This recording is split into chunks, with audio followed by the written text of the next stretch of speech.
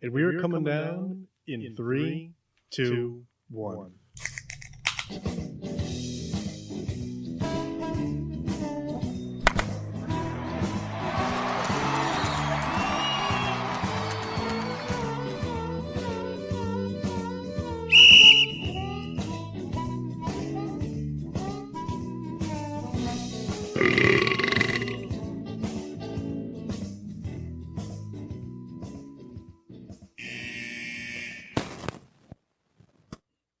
Welcome to Getting Sports with Drunk. I'm your host, Cupcake the Riddler, and I'm joined by... Nope. We got a big ball of souls today. The Mascros Massey. And the Red Baron. Yeah, he's having technical. He didn't even get off the tarmac today.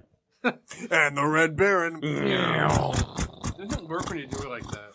That was a good sound. Thank you. It's like a sputtering, Propeller. Yeah. It's good. Souls, how are you today? I am good. Excellent.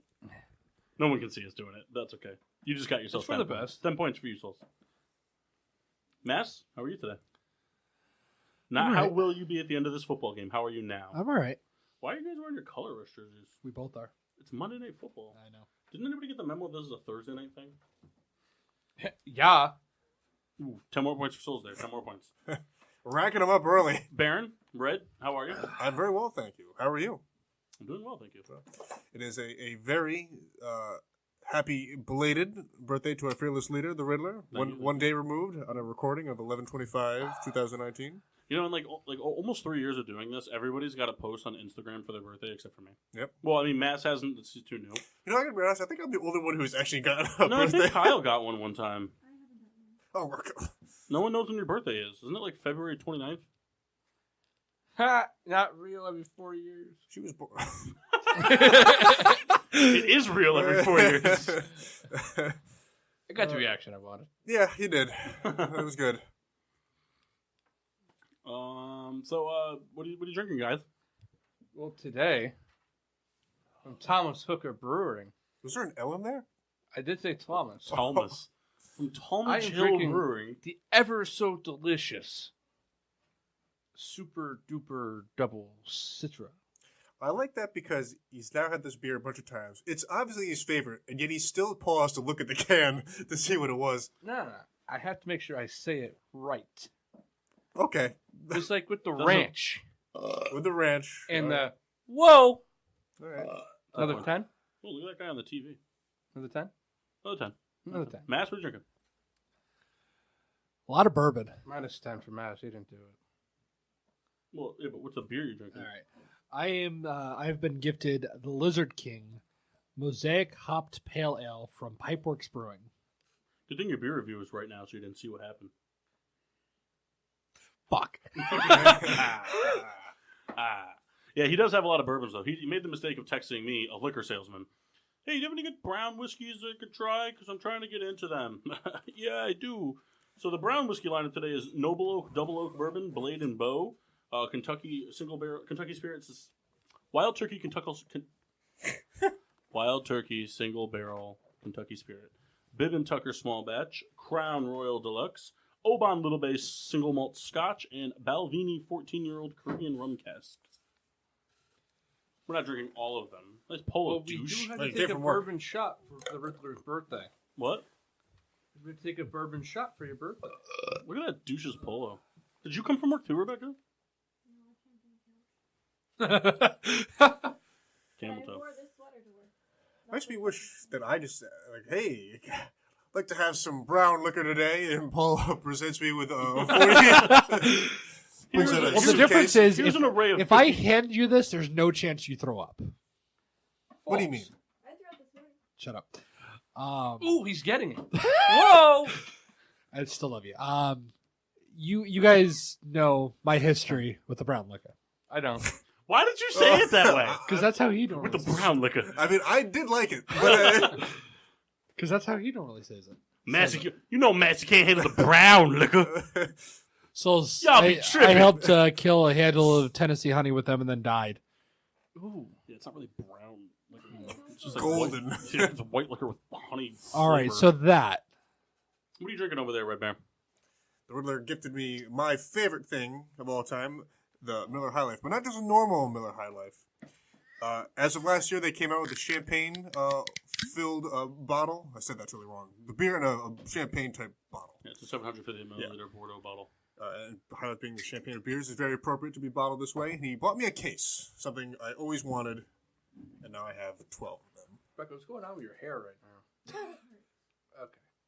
Hey, Mass, just real quick public service announcement. I know that you, much like Mock, who is not with us today, loves the sound of the cork squeak and pop. But when you twist the cork and then pull it sideways, it breaks off. And if you break off a cork into one of these, I'm going to break off my foot in your ass. It was a very good dad thing I just did. I am drinking from the Goose Island Brewery, the Whiteout can, Paper Umbrella, which is a tropical IPA. Didn't know that. First word says coconut. Yeah, hit him with the Oh. Hit him with the Hit him with the It's gonna be 3 hours of this. So, my expectations went from pretty high to pretty low. It's gonna be Pretty delicious solid. in terms of the solid of beer, but I'm not gonna like it the flavor. It's a coconutty, pineapple-y, hoppy paradise.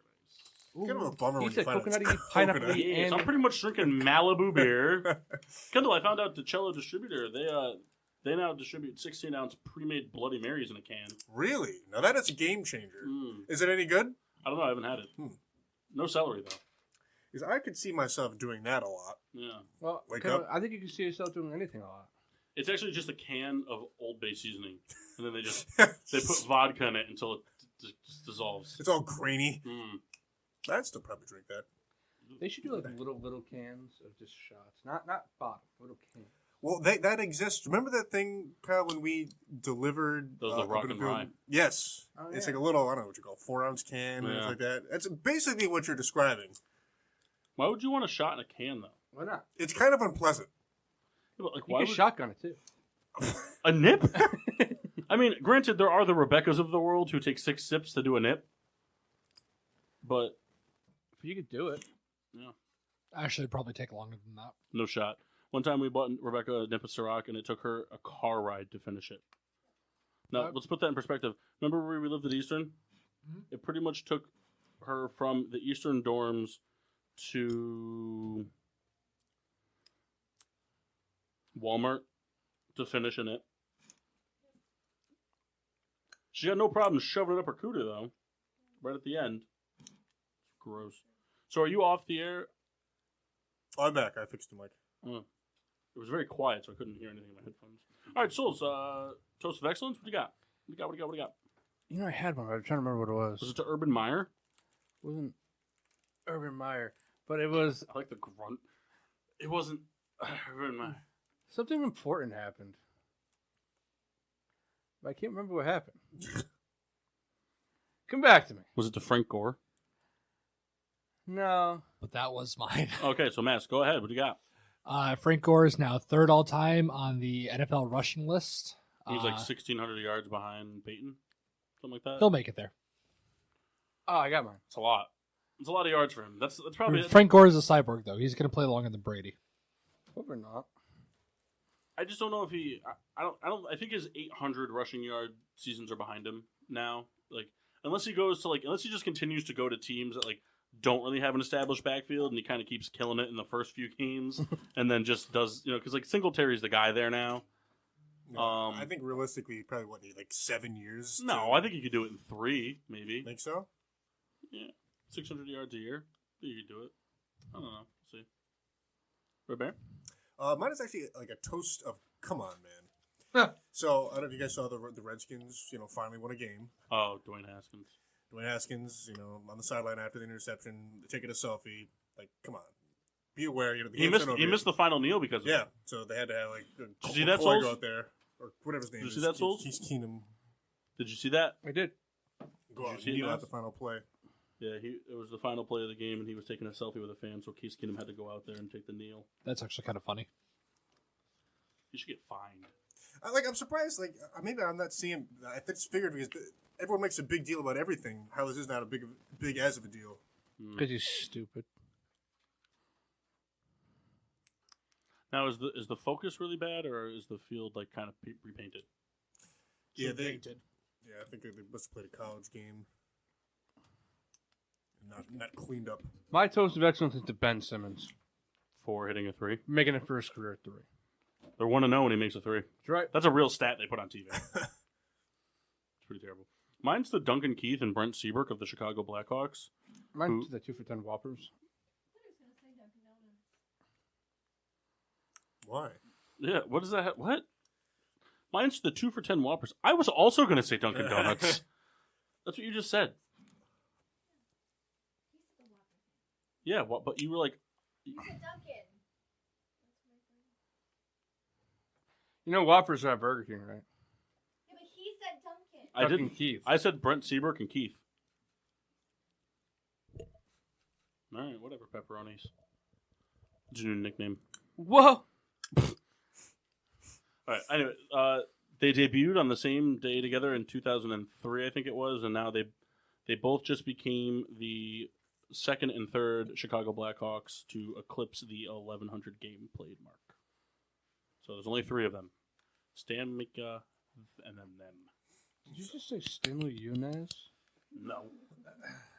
Stanley Yelnats. Whoa. Bulls reference. Whoa!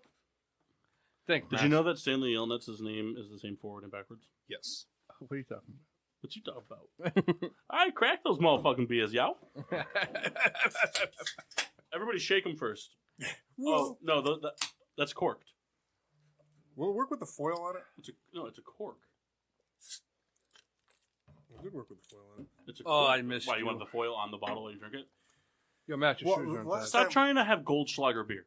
No, last time I peeled it, and I was like, well, this is a waste of time, and then I could just open it like that. Yeah, you guys know that Derrick Henry owned the Jaguars? You know that you didn't think he was a good running back? He's not. I mean, he's pretty good, Kyle. He's good against the Jaguars. He's good in general. You know, it's kind of Not sad having when a good Ryan time with these. Tannehill's doing good. Not liking them? I can feel the queasiness in my stomach. Best thing to do then is probably just keep pounding the shots down. Yeah, I thought you were like fucking sampled throughout the night. smoke. Yeah, Just pounding them. You're like almost halfway through. All right, so Souls, break it down. Are we doing the football thing first, or are we doing this first? This first. What football thing? We going over week 11? Nah, we're skipping it this week. It's going to take too much time. Sorry, Kendall. I just like the music. We can do it for like Games happen, teams won, teams lost. The end. Do you want me to do it really quickly? Yes, I just want to hear the music. I'll only do it because Mark's not here. He said he was Skyping it, but I don't think that's true. We'll see. Does anybody else think it's not true? I know it's not true. Kendall, I'm not ready yet. I'm not ready. I know. I'm just queuing it up. Oh, my other toast of excellence was to Zach LaVine for becoming only the third player in NBA history to hit 13 threes in a game. Come on, YouTube. All right, I'm ready. Do something. This is for real. Oh, guys, an error occurred. Please try again later. Oh, no, an error?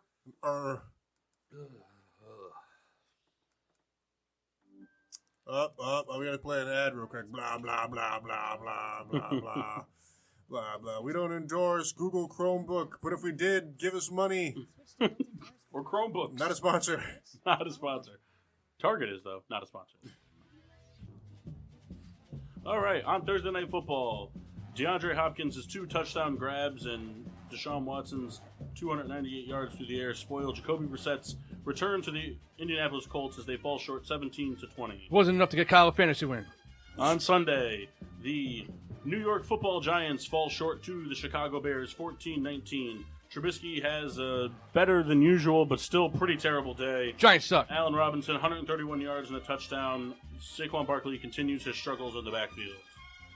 The Tampa Bay Buccaneers trounce the Atlanta Falcons 35-22. Jameis Winston, 313 yards, 3 touchdowns, and 2 picks. Godwin, a performance to be absolutely befuddled by. 184 yards, 2 touchdowns. Matt Ryan fucked me. Matt Ryan sucked. The Denver Broncos get pounced by the Bills 20-3 as Josh Allen throws for 185 and 2 touchdowns, and Singletary adds 106 on the ground, and Cole Beasley 76 yards through the air. The Pittsburgh Steelers win a sloppy one against the Cincinnati Bengals 16-10. Duck Hodges, that's right, Duck Hodges replaces Mason Rudolph and throws for 118 yards and a touchdown in the win. The Cleveland Browns destroy the tanking Miami Dolphins. Baker Mayfield, 327 yards and 3 touchdowns. Nick Chubb, a century mark performance on the ground. Landry, a century mark performance through the air. The New Orleans Saints win a nail-biter against the Carolina Panthers, 34-31. Drew Brees throws for 311 yards and 3 touchdowns. Michael Thomas continues to set track towards the record with 10 receptions for 101 yards and a touchdown. DJ Moore, also a good performance, 126, 2 touchdowns. The Raiders are stunned by the New York Football Jets, 34-3, as Sam Darnold throws for 315 yards and 2 touchdowns. Derek Carr, Jacobs, and Richard, all pedestrian performances. The Seattle Seahawks beat the Philadelphia Eagles 17-9. Russell Wilson, 200 yards and a touchdown. Rashad Penny, the big man on the ground, 129 and a touchdown. The Detroit Lions continue their losing ways without Matt Stafford as the struggling Redskins find another victory, 19-16. Dwayne Haskins, his first career start win, with nobody doing really anything notable in this game except taking a selfie at the end. The Jacksonville Jaguars get owned by their daddy, Rick. I like that, D-Rick. Get owned by their daddy, D-Rick Henry. 159 yards, 2 touchdowns on the ground. A.J. Brown with 135 through the air. Tannehill, another win in the Titans jersey. Is it Minshew magic time again? The New England Patriots win a rain-out game 13-9 as Dak Prescott and company all underperform. Amari Cooper, no catches in the game. And in Sunday Night Football, the San Francisco 49ers absolutely demolished the Green Bay Packers 37-8. Aaron Rodgers held to just 104 yards with 1 touchdown. Garoppolo and company combined for 253 yards through the air. And tonight, the LA Rams are away to the Baltimore Ravens. Streaky winning team versus a who knows what you got Rams team. Let's see what happens. See, we always get it done in about the 4-minute. It's perfect. All right, let's do one for all the hockey games so far this season. All right. Do. Souls is a gay ass homie. Souls. Don't. Souls. Yeah. Boom. Boom. So, boom. Boom. today boom, is a boom. Boom. segment. Boom. It can be a very boom, long boom, segment. Boom. Boom. Stay Boom. tuned, Boom. folks. Boom. Boom. Boom. Boom. Boom. And the Boom. night Boom. You were just Boom. one too early. Boom. Boom. Boom. has come. Boom. In the night night. Boom. Boom. has boom, come. Boom. Boom. Boom. Boom. Boom. And boom, the land has come. Boom. Boom. Boom. The boom, tumble and boom, boom, fall boom, from the mountain. Boom. Boom. Boom. Light you Boom. see. Boom. Boom. Boom. Boom. No, I won't shed a tear. No, I Shit, won't it's here. shed I a went. tear. You know, Larry Souls was behind the refrigerator today. Really? Yeah, just some fun fact there. All right, Souls. All right. Spit it. So we give a lot of love to, players. We don't ever give. But what about the equipment managers? That's right. Top 10 equipment managers all time Here we go. in lacrosse. What? What? Sorry, I was just doing some lax You stuff. should reverse that one. Yeah. Cross my ass You want me to cross your ass? with dots. What? I don't know about that, Souls. Listen here, baby. So we all did a lot of. I am live and in living color. Well, most of us did a lot of homework this week, Oh! and we put a list together of the 2 best coaches sent to 2000s from football, baseball, and basketball. We can forget about hockey if we don't know enough about it. Most of us don't know These enough are about it. facts. All right. For facts. So we For facts. all did our homework about the 2 coaches. And we can present So you were them doing to- a terrible job explaining this. Well, you guys keep interrupting me. But you're still doing a bad job. So do it. All right. Souls had the lovely idea that we were going to break down coaching across the 3.5 major sports in North America. So It was a good idea. Good on you, Souls. it was good on him. It's going to be a long segment, so no breaks. Unfortunately, that's why I was asking you with the whatever. But no breaks. We can't take any breaks because this is going to take a very long time. Gonna take a break from watching this game. Whoa. Hey, Souls. Did you like that one? Suck it. Let's go Rams. All right. But, so, yeah, as Soul said, we every coach, or it was an applicable thing to do so. There are a few organizations that have only had one coach. But since the 2000s, we broke down who we think, based on the sport that we were going about, who the two best coaches for that organization were since 2000. And I'm sure I'm not the only one. I did NBA, but there's some 90s work in there. Yeah. Yeah. It just had to be done if they did some major stuff there. But we're going to go down. We're going to do a quick discussion on the two coaches, and then we'll do a vote And on then who the best coach is. And then at the end, we're going to do a bracket. 16-tier bracket, and 4 coaches from each sport. I have the hockey ones in the bank. We're just going to pop those in. We got the stats we need and everything. One Gary Blackett. as a group vote, what do we want to start off with first? I don't know. I was thinking about this the whole ride home because it was like, I don't know how we're going to go about doing it. Because Baseball. one person talking the whole time. That's what I fear of. All right, so we can do baseball first. Unless you guys just want to go around and everyone read one card. Nah, we won't jump. So, Souls and Kendall, Yes. you guys did baseball. And for some reason, we did it alphabetically instead of Well, splitting the leagues. Because I was already starting it alphabetically. This is basically what happened. Kyle was like, hey, I'm going to give Paul an entire league, and I'm going to split the rest of them up between people. So, fuck him, because Paul had to do 30 teams times 2 coaches minus 1 is 59 coaches. It's a lot. Yeah. Well, I love him. It's false. Mike D'Antoni all over this fucking... So I started off with the first half of the alphabetical order. And we're going to lead off with the Arizona Diamondbacks. All right. Well, Well, all right. So they haven't really had much luck in this category. But Nope. that was a perfect thing for the sound effect board. so there's the first name, Bob Brenly. Okay. He was the coach of the 2001 Arizona Diamondback World Series squad. He had a record of 303 and 262 during his tenure. In 2002, he repeated by winning the NL West. So he won a pennant, he won a World Series. He beat the almighty Yankees.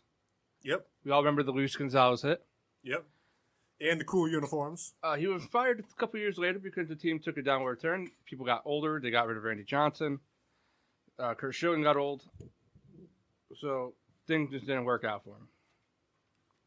And then we have Torey Lovello, who was hired in 2017 to present. He holds a 260-226 win-loss record. He won NL Manager of the Year in 2017, and since he's taken over the team, he has not lost. He has not had a losing record. Which, in my opinion, is pretty impressive because that team had been through a lot of changes. So much for this 1 minute per discussion thing. Kyle's over here giving life stories. Sorry. Forgot about that part. But yeah, that's what that's about. So we're gonna pick right now who I think. I wish I had a pen. I'm gonna have a really hard time remembering these names. Yeah, I got one. Paul, got you. Ooh, that was nice. Wow. Right into the dance. Does that dance have a name? I don't know. The kid I went to high school with was doing it with Ennis Cantor, though. I'm in. I think if you win a World Series, I think that immediately kind of puts you in the best of category. For a Diamondbacks team who's been historically not great. So I think it's just kind of a no-brainer for me. No disrespect. Credit where credit's due, but So you're taking Bob Brun. I am. I also agree. I think anybody who can win a World Series in the dry heat. Yeah, that's the main thing. In my opinion, I think World Series doesn't really matter because it's not really. It's about the talent that he was given.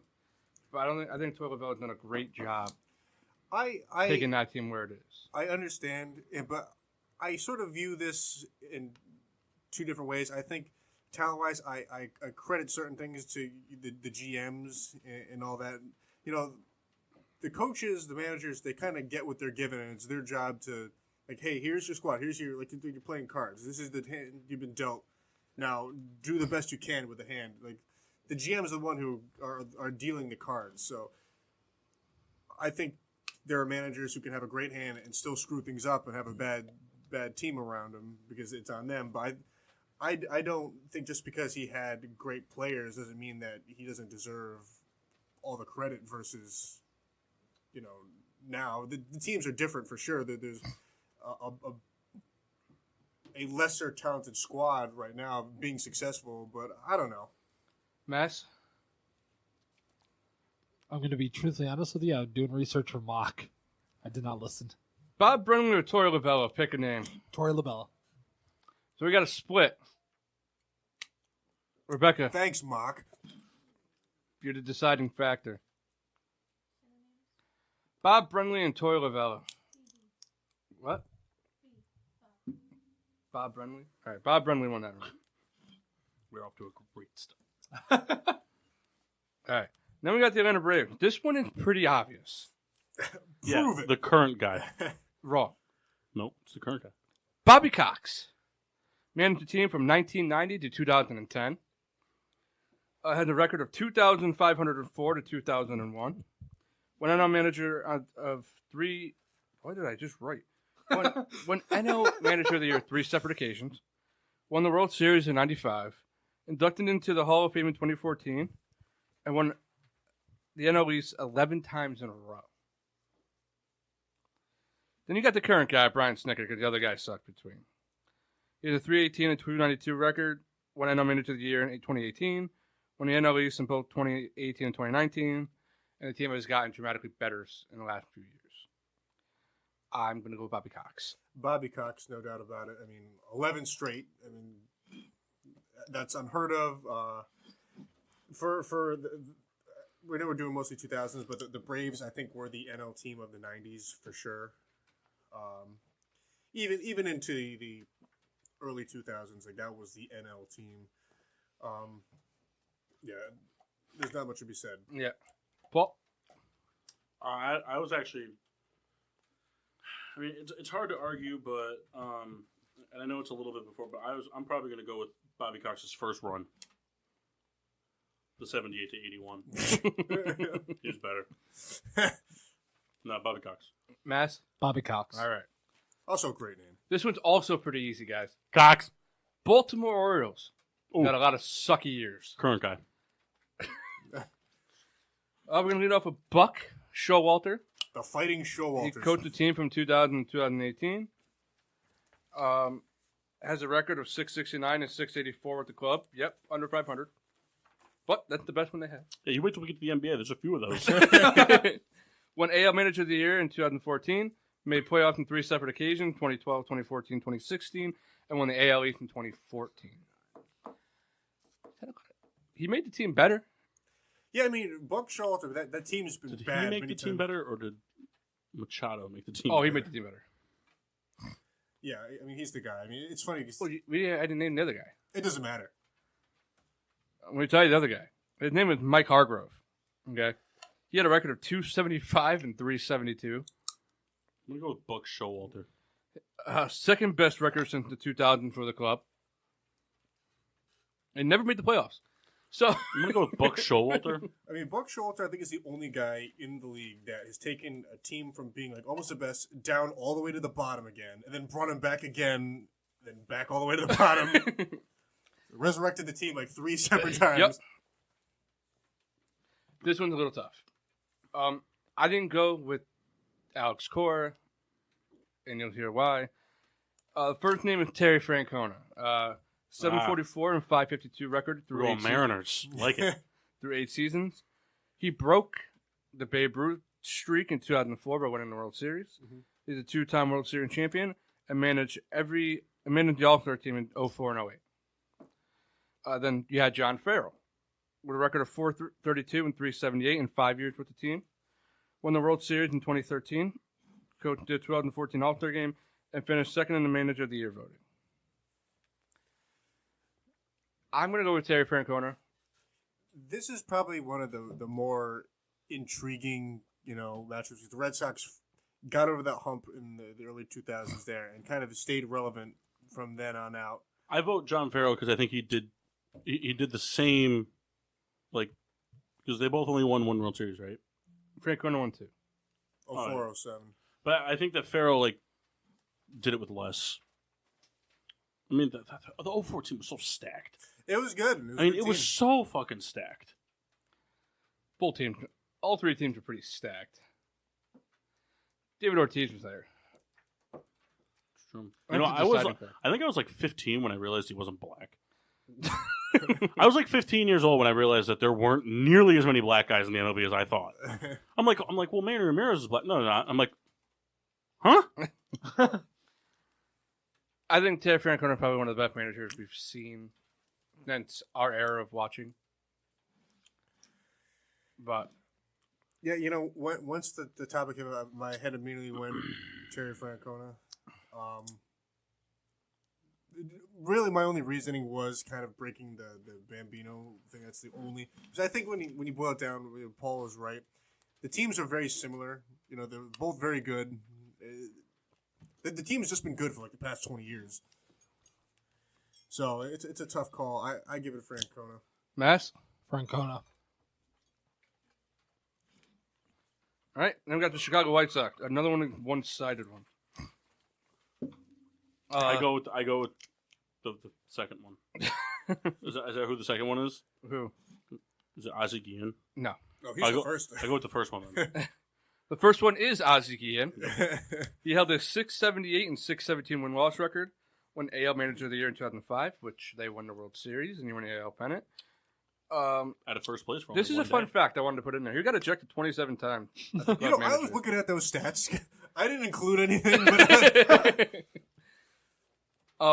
he was a big hothead, and I think that's what kind of led the team to success, and a little bit because he always had the team back, and they respected that.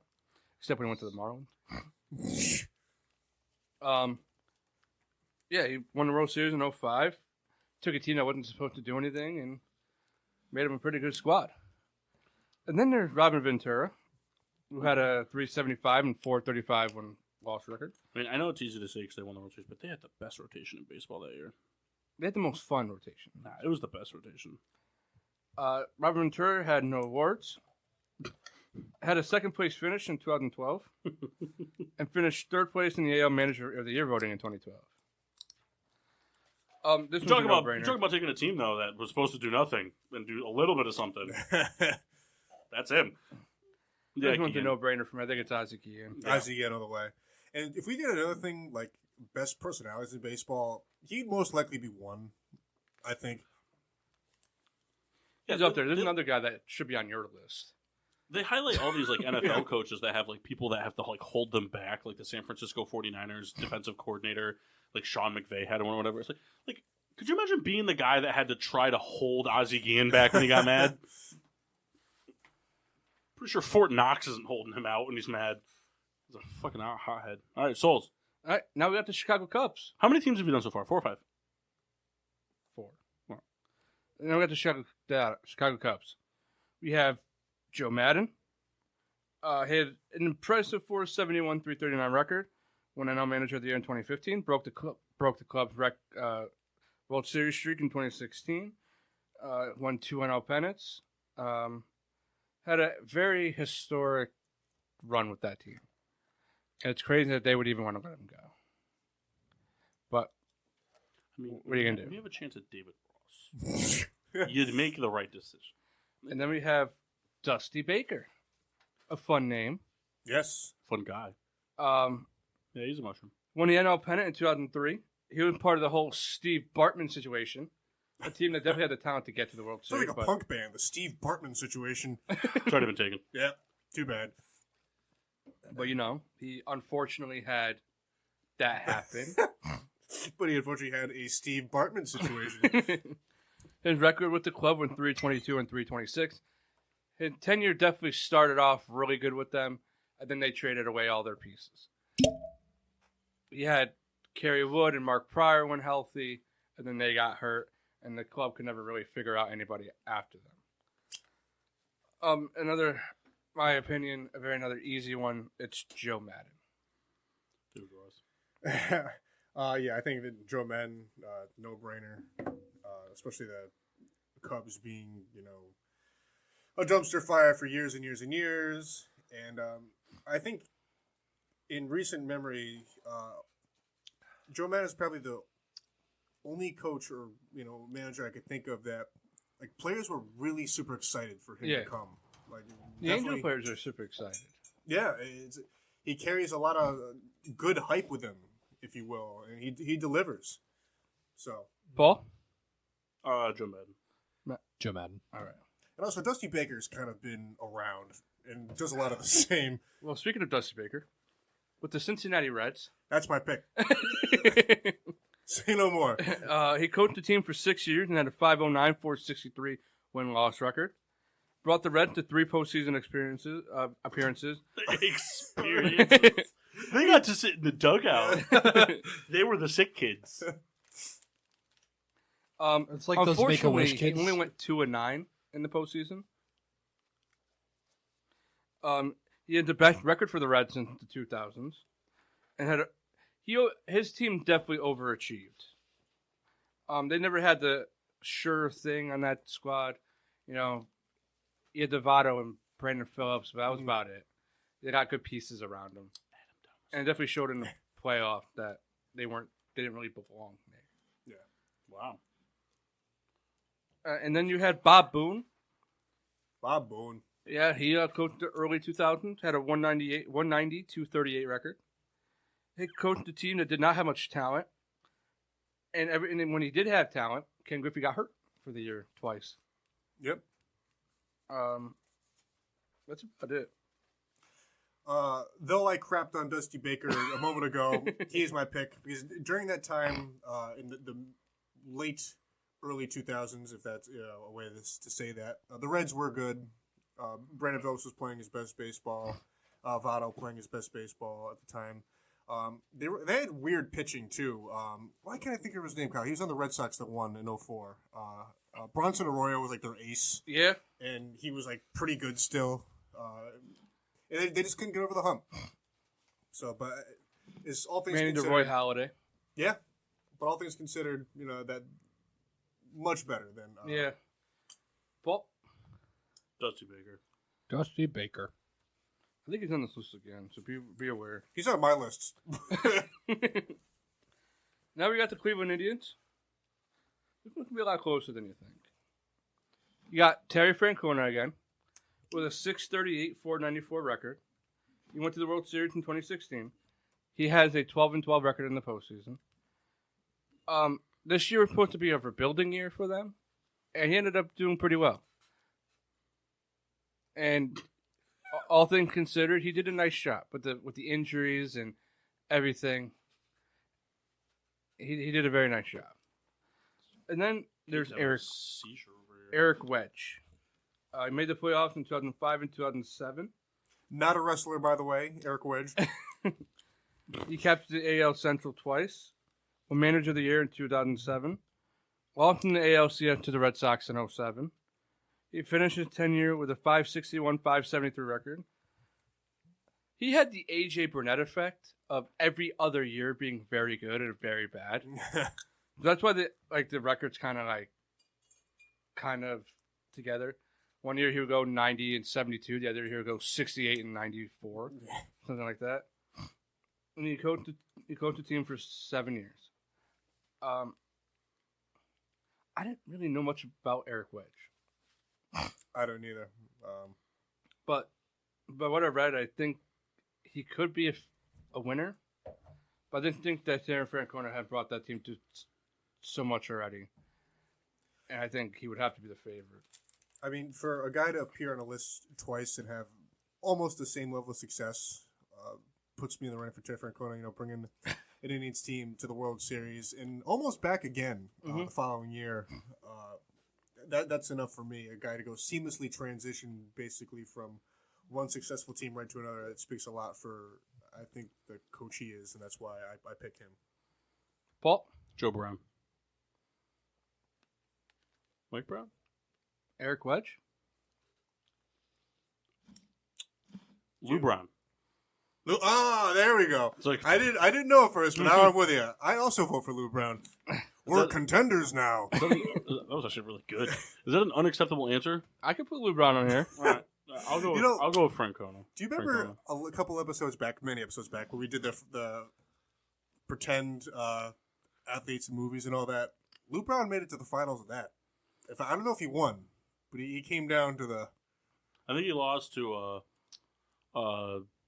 Will Ferrell, semi-pro. Did he? Jackie Moon. Yeah. Nah, I could see it. Mass. Won't you love me sexy? Francona. I chose Eric Wedge. Of course you did. Why? Because you're a controversial asshole. Why? Because he's a controversial asshole. Yeah. No, I'm just kidding. I picked Franco. I was gonna say. This is a fun team. We have the Colorado Rockies. They've had very little success. Yeah. But from 2002 to 2009, their coach was Clint Hurdle. He took the team to the only World Series appearance, lost in 4 games. He had a .534 and .625 record. But you got to give these guys a little bit of slack. Nobody signed there. They can't get any pitching. Nobody stays there except Nolan Arenado. That's about it. But he didn't have Nolan Arenado. He had Todd Helton. Ted Helton, yeah. Matt Holliday. Hey, but he left. Yeah. But he was Drew there. Holiday. Andrew Holiday. Then you have Bud Black from 2017 to present. He has a .249 to .238 record. Made it to the postseason twice in 3 years and holds a 1-4 record. He's doing a nice job with the talent he's given. They don't have any pitching, just kind of like they usually don't. And their lineup is pretty good, like usual, but you can only score so many runs. This one's tough for me. I am a big Clint Hurdle fan, so it's kind of a bias for me.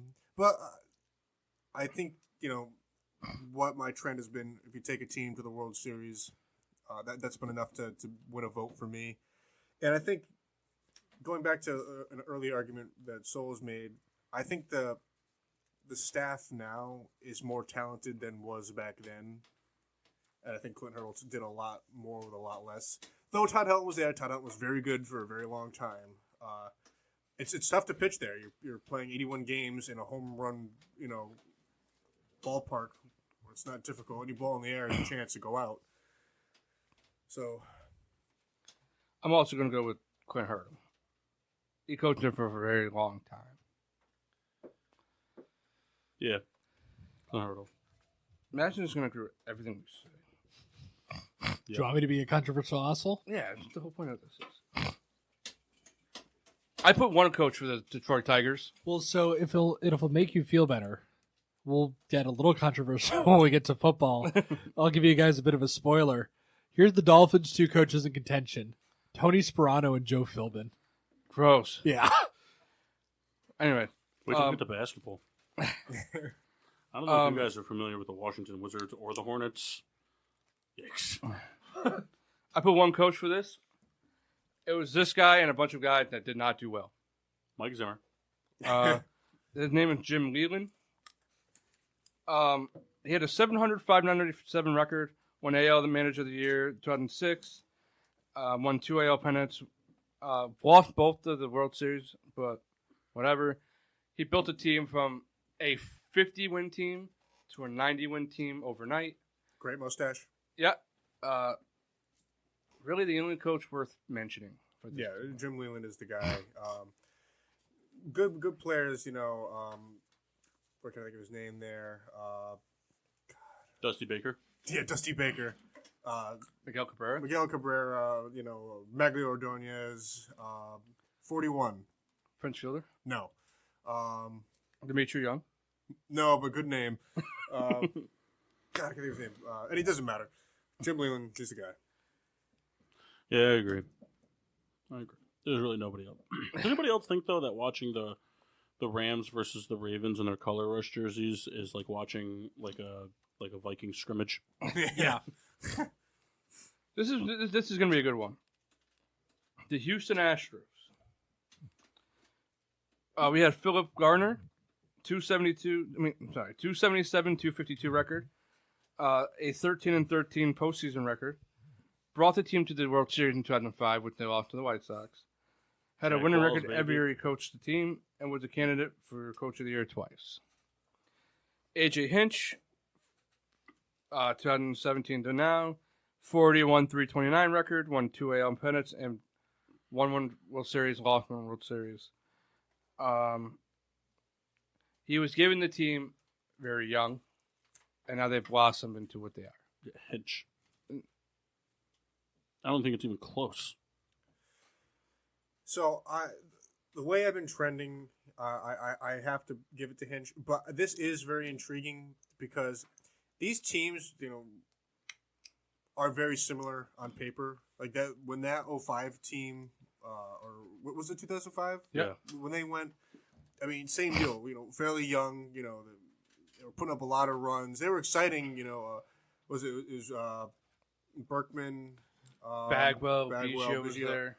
I mean, that was like the height of Roger Clemens. awesome Astros baseball, and they made it. They just they ran into a Chad surging. Qualls. Chad Qualls ran into a surging. White Sox team. He's got a statue there. What's his name there? Paul Konerko. Paul Konerko. He's got a statue there. Tadahito Iguchi. I also think To it's imagine. Hinch. I think it's Hinch. It is. Here's the thing. My argument is I understand, like, the other guy kind of, like, did a lot too, but, like Hinch, like, he's keeping all the young guys in check when they could very easily, with all the success so early in their careers, could be getting very easily very big heads. But the thing, too, is like, the manager, the coach manager of any team has a huge part in, like, what pieces come into the franchise, and he keeps putting the perfect piece in the hole that they need. It's always the perfect piece. Everybody they bring in it just fucking fits perfectly. Like Michael Brantley this year. Yeah. They just, Verlander. I mean, hey, we need to increase this. Okay, this is the guy we're going to get, and it just works. yeah, the momentum just ran out this year. I think they were going to Can't win. teach that. All right, now we got the Royal. This one's very easy. Not even close. Lou Brown, Dusty. We have Ned Yost. He coached for 10 years. Had a 4.57.502 record. The record's very... They were Misleading. bad for a very long time and Yes. became really good for a very short period Yeah. of time. They won the World Series against the Mets in 2016, I think. 15. They went to the one before that. They lost. They were young. Winningest coach in the last 2 decades, by far. Okay. Then there's Tony Pena, who lasted 3 years, but he did win the AL Manager of the Year in 2003. Held a record of 198-285. Granted, those Royal teams were garbage. Putting it lightly. Ned Yost all the way. 2 pennants, 1 World Series. But he did have Angel Baroa, Ew. who was good for like a year. That doesn't make it better. Mike Sweeney. That makes it a little better.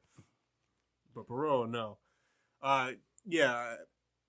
For, I don't know, we'll call it three seasons at least, Royals were like the best team of the AL Central there.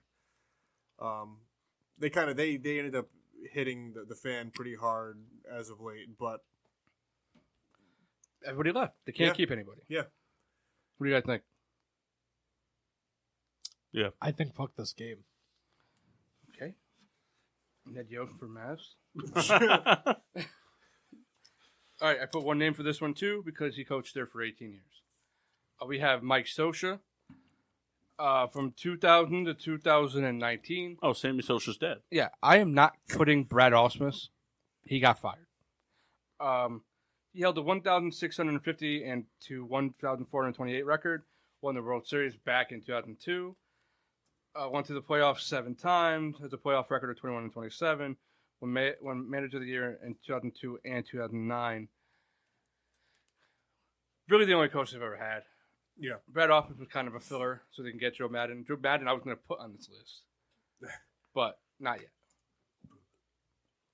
It's only Mike Scioscia. Yeah. I don't really have anything else to say. Yeah. What were the years again? Just curious. 2000 to 2019. Oh, so it's been the entire 2000. Yeah. And then we have the Dodgers. This one was tough for me. They had Joe Torre, but I didn't put him in. He was only there for a couple of years. Yeah. So I put Don Mattingly, who had a 446, 363 record. Went to the postseason in 2013, 2014, 2015. Postseason record of 8-11. And he held a winning record every year.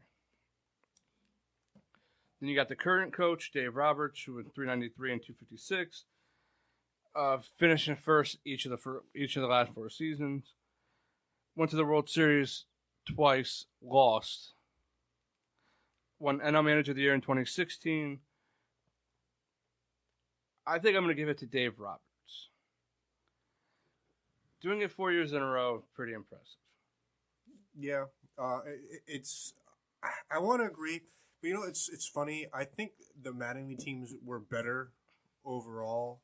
I just think that we hear it all the time, the choke factor of They ran Kershaw, into the the Dodgers, Phillies. and the Phillies were really good at the time.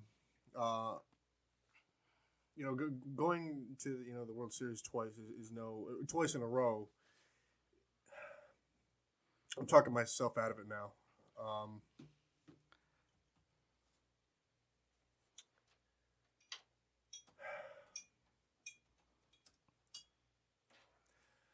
All right, no Mattingly.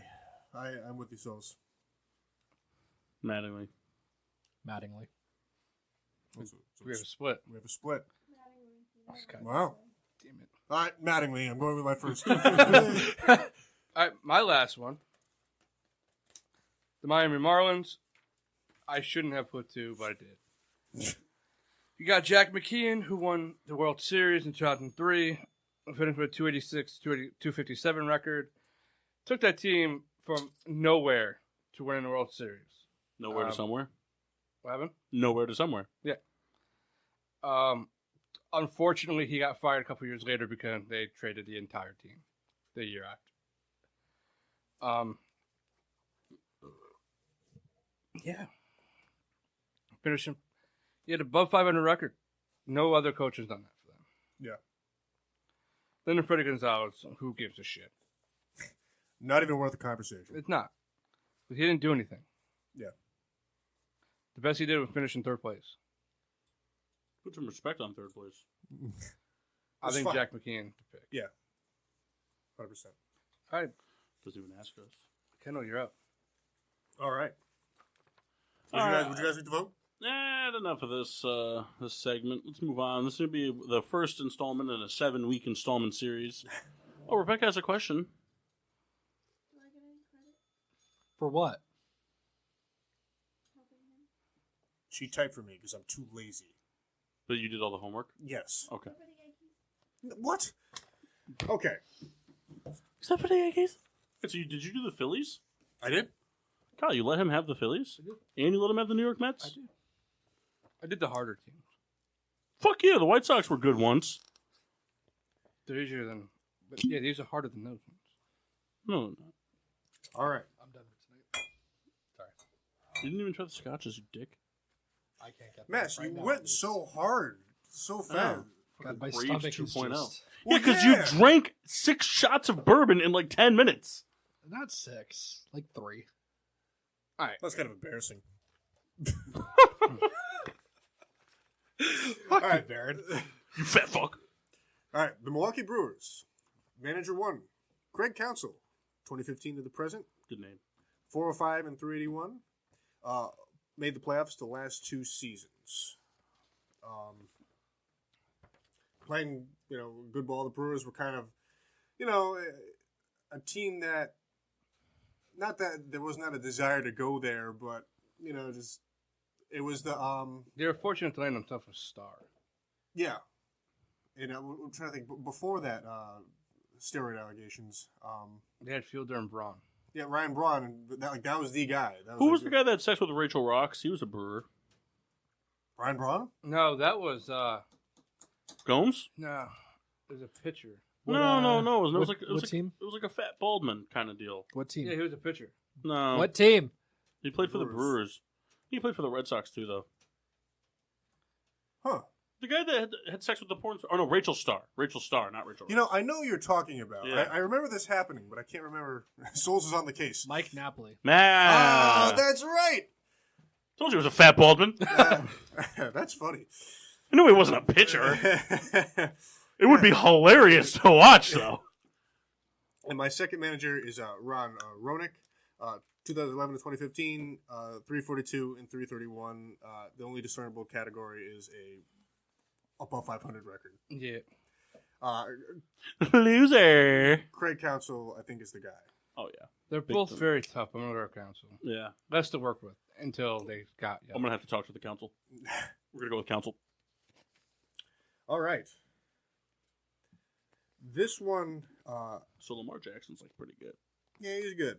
This one for me, I think it's kind of a no-brainer. I'm curious what you guys have to say. Minnesota Twins, Ron Gardner, 2002 to 2014, 1,068 and 1,039. His record, 5-time division winner, manager of the year. The Twins were pretty good for a while there. Yep. Can't think of I can't remember these players, Kyle. I'm like going like Justin Morneau, Joe Justin Mauer. Morneau, Joe Mauer. My brain is turned to mush. This is what happens when you talk about coaches, man. You forget about the players.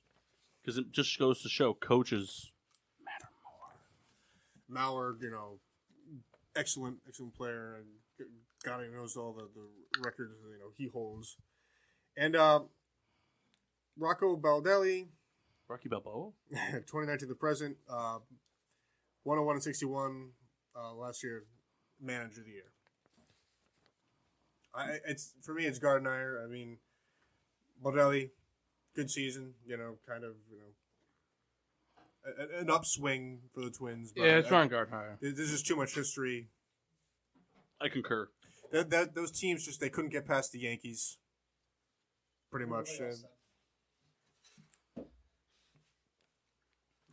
Yeah, Kendall's doing what I want to do right now. What? Drink heavily because of this fucking game.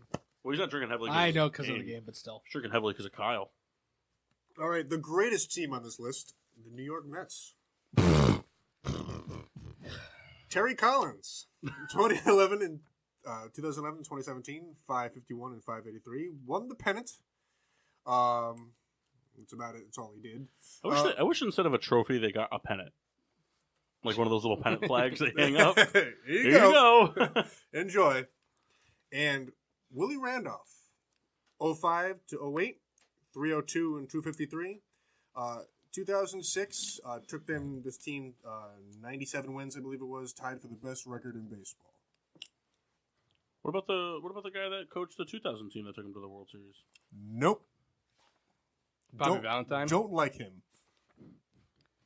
So I'm going to go with Terry Collins. He went through a lot of bumps and grinds and fought that team to become where they were. I'm going to go Terry Collins, too, off of the Kendall Reed method. Good enough to get him to a postseason. Yeah. For me, it's Terry Collins. I'm a big Willie Randolph fan, but that team... You just like the players on that team more. Yeah, but Willie Randolph produced one of my favorite Mets managers of all time. Do you know what that is, Kyle? Wally Backman? No, Jerry Manuel. That's my favorite. So my dad and I had a joke that when he wasn't coaching, he drove a garbage truck in New York. There was really no other reason, but That's Terry, E.J. Manuel's brother, right? father actually. Oh. He's just much older. Great beard. Terry Collins. Now, this one is intriguing. I think I kind of know how people are going to sway, but the New York Yankees, first one I have is Joe Torre, 1996 to 2007, 1173 and 767. 6 pennants, 4 World Series titles. I mean, the Yankees were Dominant. Yeah, dominant. It's the players were good. Just that they really bested only by the Diamondbacks, and Marlins, and then I have Joe Girardi, 2008 to 2017, basically picking up where Torrey left off, 9-10 and 7-10. This record, 1 pennant, 1 World Series title, 1 manager of the year. So where Torrey has like the World Series, it's not like Girardi was not a slouch. You know, No, it it's was- just hard to make of what he did. right. Well, I think anybody could have won a World Series with that team. He sucked. He wasn't even that good. He just had good players. I give it to Girardi. I'm leaning on Girardi myself, but I think to have continued dominance and really, the Yankees had, I don't know, maybe 2 hiccup seasons. Would you say of like really bad play? Yeah. Once when we were in high school, like our freshman year of high school, I remember they were pretty bad. And I don't know, 3 years ago, I think it was. That was 2008, just for the people at home who don't know how old we are. Yeah, we're not that old. No, but I'm saying, like, our freshman year of high school, it could be any year. Right, I know. Well, I didn't know what year it was. So we're in agreement, Joe Torre? Yeah. You said Joe Girardi. Both of them did, but I said Girardi. Did I? You Yeah. said I I'm said leaning Girardi. towards Girardi myself. Did you mean I- Tory? I did. Joe Torre. I did mean that. I stand by what I said. As does Kendall. That's right. So, You know, that girl just had the word live written on her snow goggles. There's no way she'd be able to see effectively with that. the Oakland Athletics.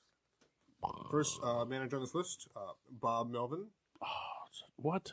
2011 to the present. You're telling me that there's a person with the exact name that if we cloned your dog and your dad? Bob Melvin? That's right. Him. I don't give a fuck about the rest of it. 731 and 664. 3-time manager of the year. And our second manager is Ken Maka, however you want to pronounce it. 0306, 368 and 280. 3-time division leader for the AL West there. For me, I think it's Bob Melvin. It has to be. It's just because, kind of similar to Buck Showalter, he's a guy who like brings his team from the dead like every couple of years. Like they'll be good, then they'll just fall off drastically, and then they'll come out of nowhere. Kinda and like be the amazing. Orioles. Exactly, that same type of deal. Team that kind of hasn't made it over the hump, but they battle every year and always in the conversation somehow. Even if they don't make the playoffs, they're like, well, if there's 5 more games in the season, they would have made it. It's a dumb example, but If only we got rid of the rest of the whole record book. yeah, if only June didn't happen, the Mets would have won. That was so funny. Was it June or was it May? I think it was June. Do you need another highlight? Yeah. Yes, I will. Thank you. All right, so we in agreement, Bob Melvin? Yeah. All right, Kyle. His favorite team, the Philadelphia Phillies. Yeah, it's only one person. Souls. It's Char- what?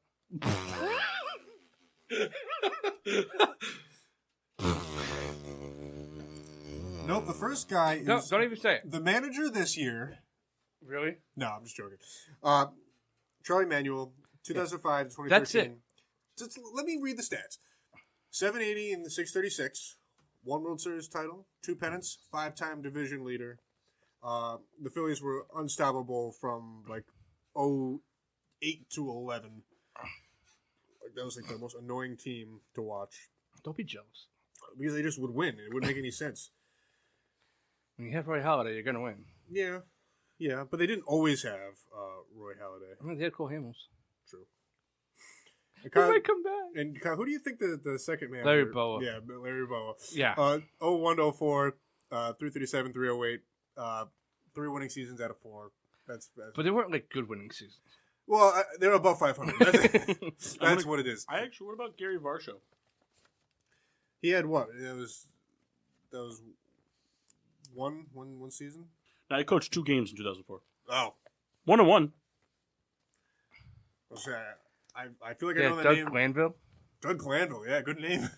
Pete McKinnon. Yeah, he sucked. John Vukovic. Also sucked. That's not true.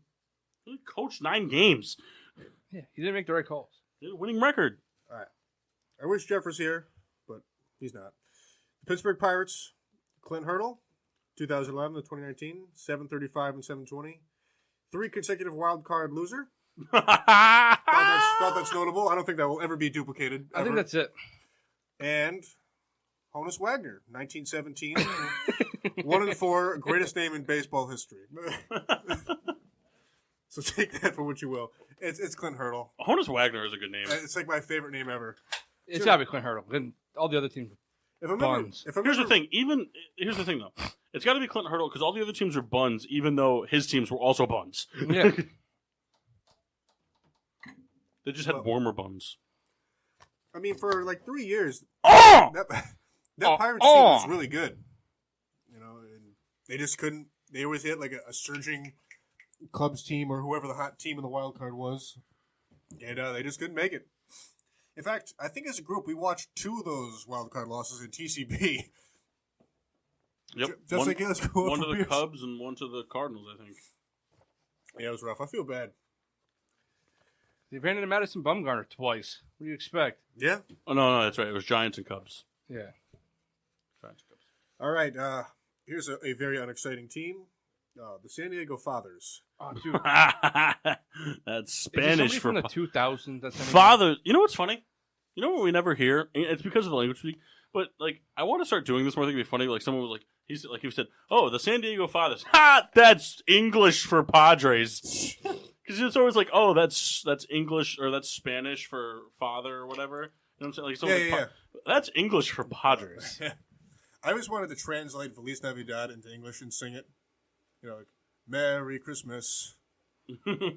Merry Christmas. All right, we'll expand on that song a little later. And then at the end, it's like, "I want to wish you Feliz Navidad." Yeah, that's why we have to switch to Spanish. That's the tough part right there. All right, Padres.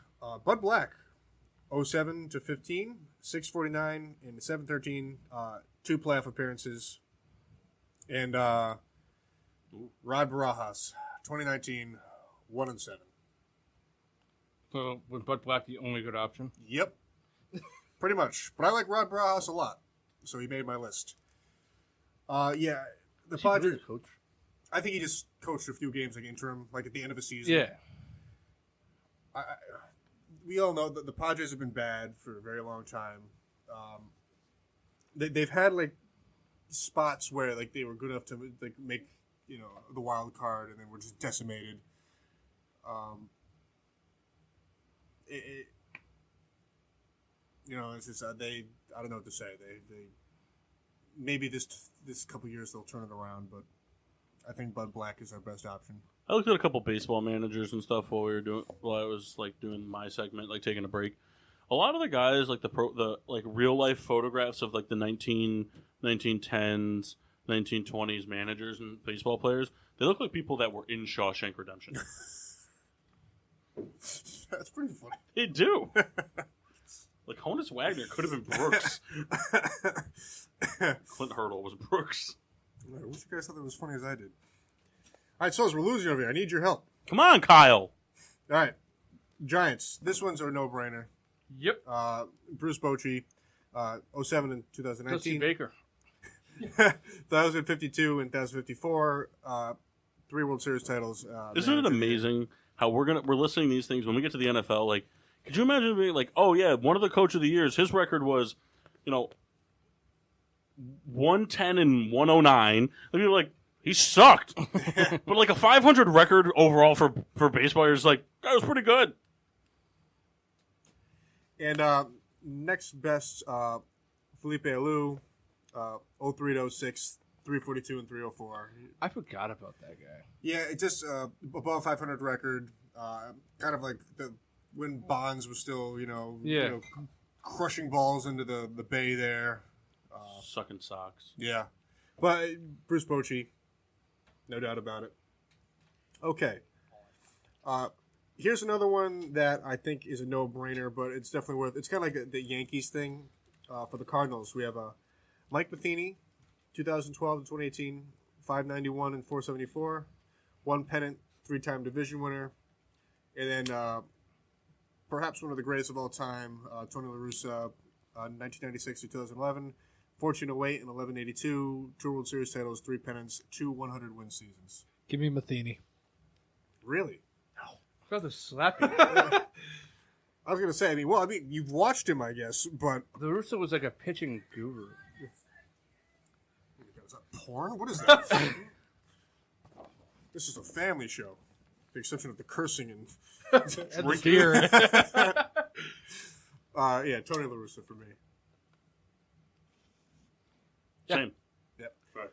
All right, the Tampa Bay Rays, manager 1, Joe Madden, 06 to 2014, 754 and 705, 590 win seasons. And Kevin Cash, 2015 to 2019, 414 and 396, 290 win seasons. So kind of, This is a tough one. it's very like similar performance over the same amount of time. You'd have to give it to Madden because of the dramatic change of that team. Yeah, I'm giving it to Madden. Because the year before he got there, they were the laughing stock of the league. He got there, they went to the World Series. Yeah, it was like immediate Mhm. impact. I mean, they still don't get anybody to go there, but they're just Yeah. one of those teams that are always relevant Yeah, turn it around. and pretty always quick. beat the Yankees. Yeah. And do it well. So what do you guys think? Hmm? Madden or Kevin Cash? Oh, Kevin Cash. He's just like the name. I did not Madden. We're talking about Tampa Bay, right? Yeah. Yeah, Yankee killer for sure. I went to the non-White Sox games. I went to 5 games in 2 weeks with a girl I was with at the time. We went to 5 Yankee games. They were all losses to the Rays. Mass? I already said Madden. Oh, I thought you said Kevin Cash. I did not think you said that, but I wanted you to. I came close to picking Kevin Cash. Kenny? All right, we ready? Yeah. I overstepped the Mariners. I forgot. God damn it! I'm sorry. It was the way I had my my spreadsheet. The Mass is very emotional over my spreadsheet, as you can tell, and not because of the game we're watching. All right. Seattle Mariners. Please be the guy I want. I have 3 here, What? just for conversation. Scott Cervais, 2016 to 2019, 321, 327, just below 500 winning percentage. Then I have Mike Hargrove, 2005, 2007, 192 and 210, just below a 500 winning percentage. And Lou Piniella. There we go. Lou Piniella, who is coached from 1993 to 2002, 840 and 711. But here's the crazy part. Though he had his best years were actually in the 2000s. From 2000 to 2002, he used 300 and 186, and in 2001 had a 116 win year. That team was fucking insane. Insane. But I wanted And they to... lost. Yeah, I know. But I wanted to hold true to the 2000s thing, so I kind of threw some No, other guys like- in there. Lou Lou- Piniella was... I love Is that it? guy. Are you done? Yeah, Lou Piniella. Are you done I'm done. with all your teams? Oh, no. Oh. Sorry, there was one guy I went out of order. I have 3 more. Very decidedly, I'll just go real quick. Texas Rangers, Ron Washington, 07 to 2014. Win-loss of 664 and 611. 2-time pennant winner, 490 win seasons. And Jeff Bannister, 2015 and 2015 to 2018, 325 and 313. He was a manager of the year. Ron Washington took the teams to the World Series back-to-back years. Was it? Was it? Mm-hmm. They couldn't. Did they lose to the Cardinals and who? Giants. And Giants. You know, Ron Washington. He had a good team. Mm-hmm. It just those. He had Josh Hamilton in his prime. Yeah. Just couldn't get over it. They didn't have the pitching, Yep. but definitely the offense. Yeah. He had one of my favorite players, Adrian Beltre. Yeah. Guys on the Ron Washington train. Yeah. Blue Jays have one guy, John Gibbons, had 2 stints in the 2000s, strangely, 04 to 08 and 13 to 18. Is this the guy that was the manager when Batista did the bat flip? Yeah. Yeah, him. Yeah. Him. 'Cause I 793, can't even name you any other Blue Jays moment other than Kevin Pillar telling a Chicago White Sox fan that he didn't have any money. It's pretty much the only Blue Jays moment I can tell you. He was a good manager. And Yeah. it's kind of crazy that the Blue Jays would want to get rid of him. It's not his fault that the players fucking got old. Yeah. Lastly, Washington Well, I mean, Nationals. I think it's fair to say that a good manager would prevent age. Nationals, Dave Martinez, 2018 to the present, 175 and 149, one World Series, one pennant. Can I guess the other name? Yes, Is it Dusty Baker? it is Dusty Baker.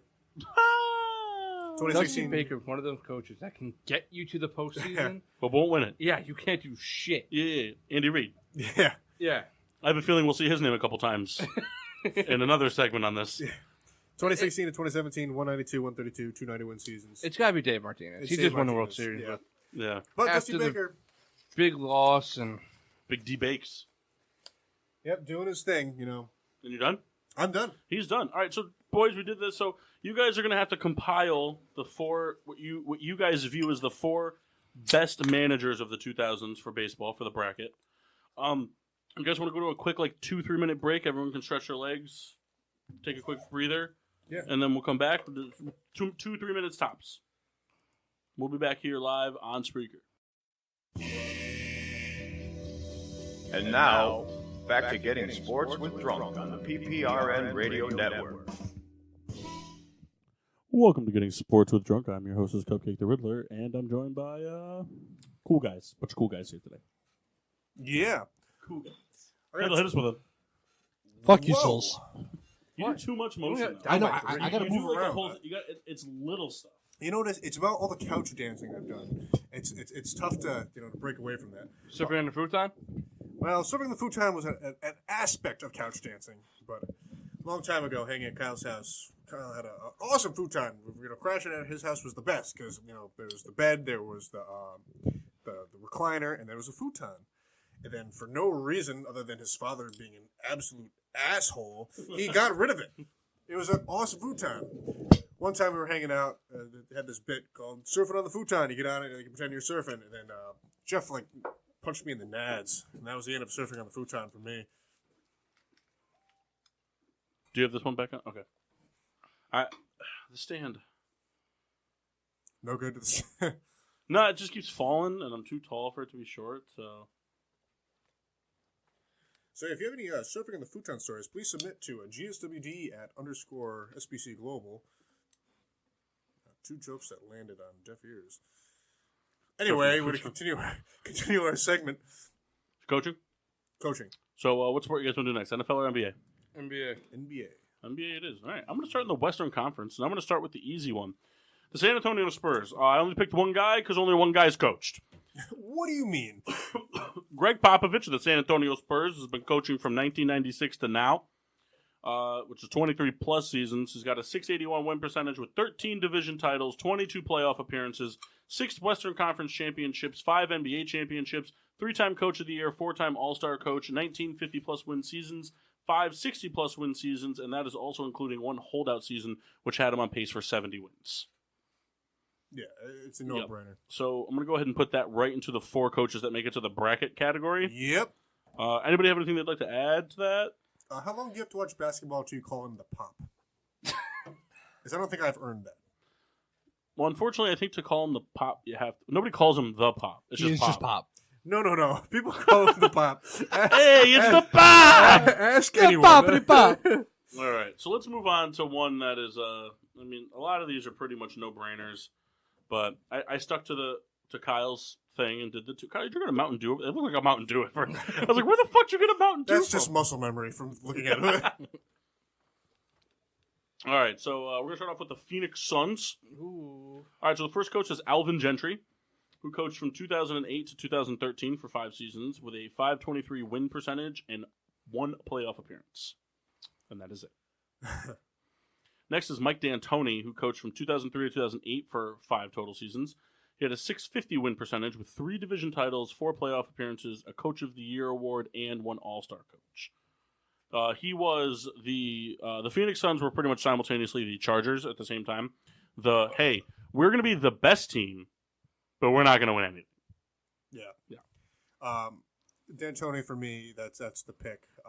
And since you came up with that, equating those 2 teams like years ago for me, I've always thought that now, and I think it's like the perfect example of a team like It wasn't the coaching. It just they never had that player that could just take over the game and do it all.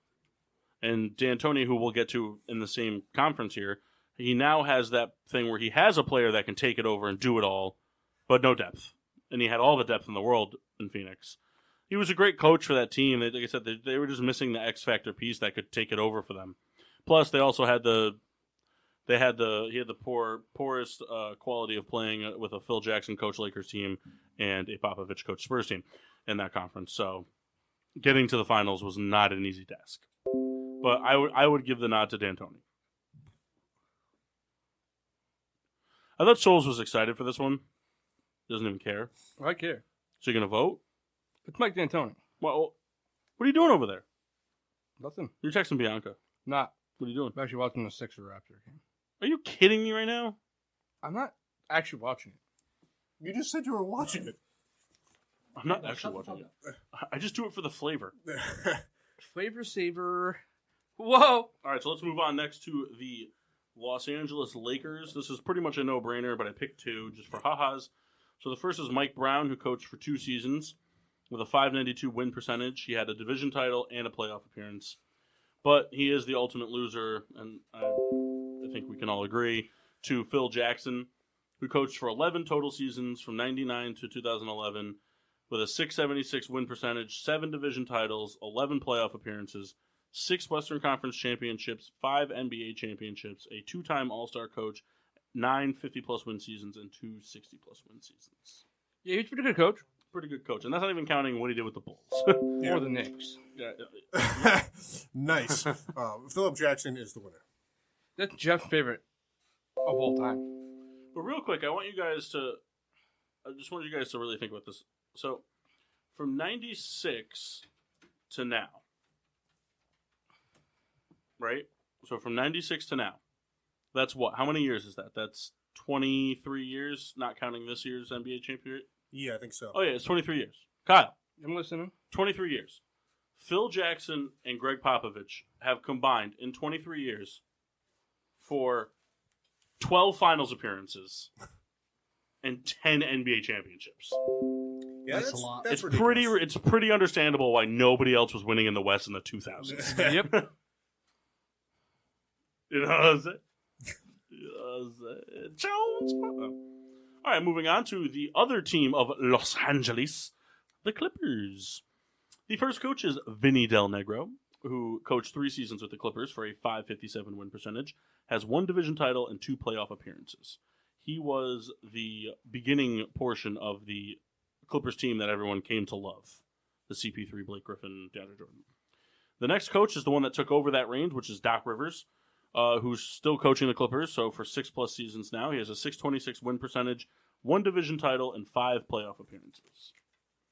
So this one, to me, for just the Clippers' sake, is a little challenging because realistically, 3 seasons versus 6 seasons, same division titles.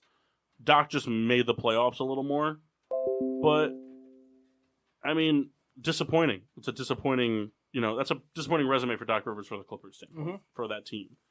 I think I'm going to still give it to Doc, granted what he did with that Clippers team last year that was projected to go nowhere, and until they decided to trade Tobias Harris, pretty much kind of knowing that no matter how well they played, they probably weren't going to win the whole thing. Still made the playoffs and still played very hard in the playoffs, and I think that's more of a testament to Doc Rivers and the team. He usually got hurt, too. Like, he didn't have the best luck, either. No, Blake Griffin got hurt a lot. Chris Paul was hurt. And they lost Chris Paul, and yeah.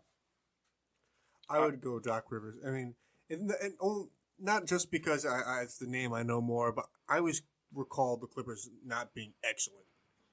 No, they've never really been the dominant team out there. They've always just kind of been around. They've always been like a playoff. Like they're always that team that's like, yeah, the Clippers are going to make the playoffs, and then But interesting, I think with the Blake Griffin becoming, we'll call it in quotes, a superstar. The commercials that kind of came, that kind of spawned from that coaching, that team kind of becoming great. So the Doc, and also he's got great faces and a good voice. Can't blame Blake. That was good. That was a Jamie Foxx thing. Yeah. That's like my favorite bit ever. I was born with a rat before. Whoa. All right, so we're in agreement, Doc Rivers. Yes. All right, so we're gonna move on to the Houston Rockets. Yeah. All right, so the first Mike coach. D'Antoni. So the first coach is Mike D'Antoni, who's coaching for 3+ seasons since 2016. He has a .702 win percentage with 2 division titles, 3 playoff appearances, a Coach of the Year award, and an All-Star Coach award, whatever you want to call it. And then the other coach is Kevin McHale, who coached for 5 seasons with a .598 win percentage, 1 division title, and 3 playoff appearances. I mean, I think it has to go to Mike D'Antoni. Kevin McHale, I think, was a very good coach for them. But Mike D'Antoni, I guess he's just kind of pulled a little more out of that Rockets team. But he also has the luxury of having, this James Harden versus the James Harden Kevin McHale had for 1 year, I think. Maybe 2. I think it's Mike D'Antoni. Yeah, I agree for the same reasons. Just that the team has kind of, the past 3 seasons, just really exploded. And it's just one of those things. Yeah. All right, Dallas Mavericks. This one's easy. Is it? I think so. Is it Greg Popovich? Yep. All right, so first coach is Avery Johnson from 2004 to 2008 for a .735 winning percentage. He has 1 division title, 4 playoff appearances, a 1-time Western Conference champion, a 1-time Coach of the Year, and a 1-time All-Star Coach. And the second coach is Rick Carlisle, who's been coaching since 2008, so 11+ seasons. He has a .533 win percentage, 1 division title, 7 playoff appearances, a Western Conference championship, and 1 NBA championship. So, in my opinion, it's Rick Carlisle. I understand with what you're saying, Rick Carlisle, but really, and I know it's a lot. I'm not trying to, belittle it. But if things had gone different in the 2006 finals and they won that championship, it wouldn't even be close. Avery Johnson, Avery Johnson has more than 200 points on him in win percentage. I owe a shot. Why? Sixers lost. He has over 200 points on him in win percentage in a third of the time coaching. The same amount of division titles. He made the playoffs every year he coached. And he won Coach of the Year and All-Star Coach. I don't really think it's that much of an easy call. 4 years, he did a lot of damage in 4 years, including an NBA Finals berth. He didn't do anything else coaching at all. But he was a good coach for them. He's hanging out in Bama right now. Coach of the Alabama Tide. I kind of gathered it's that. just, I guess my question is, what do you give the NBA championship to? Do you give it more credit to Dirk or more to Rick Carlisle? Well, I don't know. It's hard because they brought in different pieces too. Shawn Marion was there. Jason Kidd. Those are players that he didn't have the first time. And because the other thing too is under Rick Carlisle's thing, .533 win percentage, so he's just above 500. He had an NBA championship Dallas Mavericks team. He also had some really bad Mavericks teams. Yeah. He also coached some really. You figure Avery Johnson in 4 years. I'm kind of thinking about right now too, which I shouldn't be, but right. But 82. You figure 82 games in a season. I know we're taking long on this one, but 82 games in a season. So 3/4 of a season is what? Bless you. 20 and a half games. So we'll call it 20 games. So basically, Avery Johnson pretty much averaged 60 wins a season for his 4 years. That's really impressive. This is tough.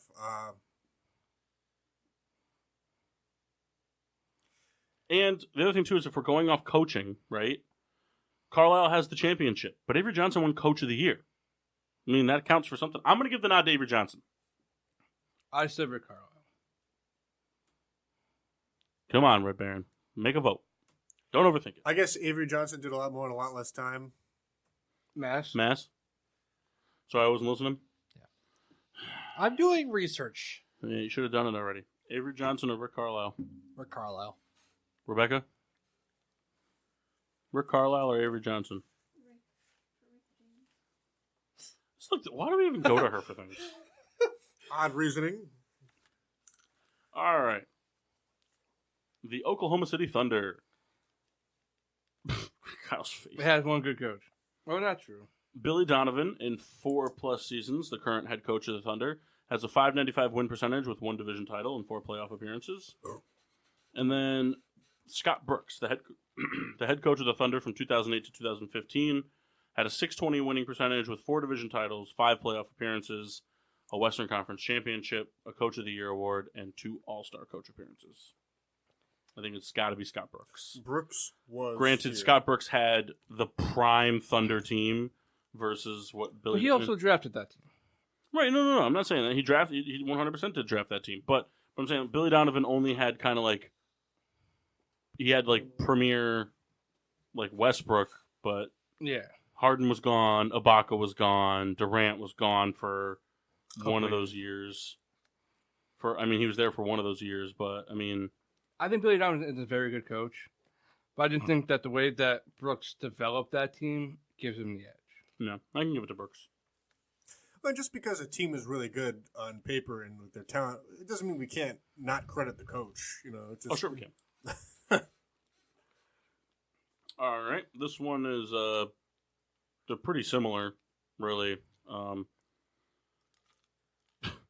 Portland Trail Blazers, Nate McMillan, 7 seasons, .497 win percentage, a division title, and 3 playoff appearances. And then Terry Scott's 7 seasons, .558 win percentage, 2 division titles, 6 playoff appearances.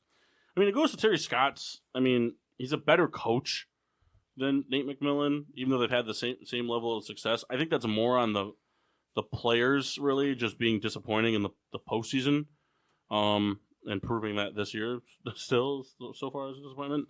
I give it to Terry Scott's. Just same amount of coaching time done a little more. He was able to elevate Damian's game a little bit. Pretty much say, here, it's your team. Figure it out. Yeah. And there's something to be said for the coaching that he did last year when they lost Jokic. It was a big blow to that team and still made it to the Western Conference Finals. Didn't put up a fight in the finals, but They were there. they were there. They showed up. They were happy to be there. All right. Here's one that's pretty close. The New Orleans Pelicans, also the New Orleans Hornets. So Alvin Gentry, another appearance from him, another pedestrian appearance. He's the current head coach, so 4+ seasons, .439 win percentage, 1 playoff appearance. And then there's Byron Scott, who was a New Orleans Hornets coach. 2004 to 2010, so 6 seasons, .484 win percentage, a division title, 2 playoff appearances, a Coach of the Year award, and an All-Star coach appearance. I think it's pretty obvious it's Byron Scott. Yeah. He had Baron Davis. Yeah, Oh, and Chris yeah. Paul. He also had Chris Paul. Kyle. He had Baron Davis. He also had Chris Paul. Chris Paul Hornets was a real problem. Oh, I know. But he also had Baron Davis. Not at the same time. No, but it would have been cool if it was. Yeah. Make it happen. All right. Here's a real barn burner. I'm going to let you guys decide. So the Grizzlies, team that's seen no success Ever. at all. So Dave Jorger, 2013-2016, so 3 seasons, .598 win percentage, 3 playoff appearances. And then Lionel Hollins, 2004 coach, as well as 2008-2013, so double stinter, .516 win percentage, 3 playoff appearances. I guess Dave. Yeah. I mean, half the amount of seasons, a little bit better win percentage, made the playoffs every time. Here's the problem with that team. They were built as an old school team. They weren't ready for the fast-paced Jack shoot the threes three up ball. from everywhere. Yeah. They were we're going to pull you down low and we're going to make it hurt. Didn't work after a while. I mean, I think you got to be. It's somewhat interesting to be brought back twice. So, make a case there. I mean, he was kind of did like an interim coach thing for the majority of the season, and then kind of like, Became an assistant again. yeah, and then got re-promoted again, and they were like, Lame. I am out. all right, fair enough. All right, so let's move on to the Minnesota Timberwolves. First coach is Tom Thibodeau, 2016-2019 for 3 seasons. Had a .475 win percentage and 1 playoff appearance. Weird hair. Weird hair, weird face, weird Bunch of everything. players being bitches. And then the second coach is Flip Saunders. 1995-2015 for 11 total seasons. A .521 win percentage, 1 division title, 8 playoff appearances, 2-time All-Star coach, and pretty much the sole responsibility for the player we know as Kevin Garnett. Yeah, it's Flip. It is Flip. And a fun fact, Flip Saunders, we lost him A couple years ago. couple years ago to we lost him in 2016, right? When Tom Thibodeau got the job. Yeah. We lost him. He was the head coach of the Timberwolves, and we lost him due to cancer.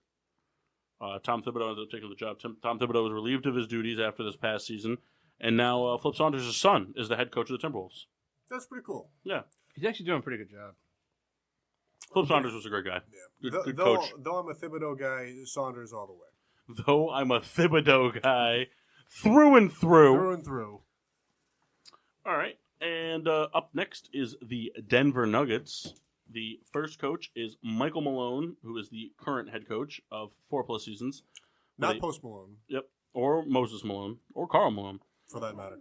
The .538 win percentage, a division title, a playoff appearance, and 1 All-Star coach bid in his 4 seasons coaching. The second coach is George Karl, the head coach of the Mellow Nuggets from 2004 to 2013 for 9 total seasons.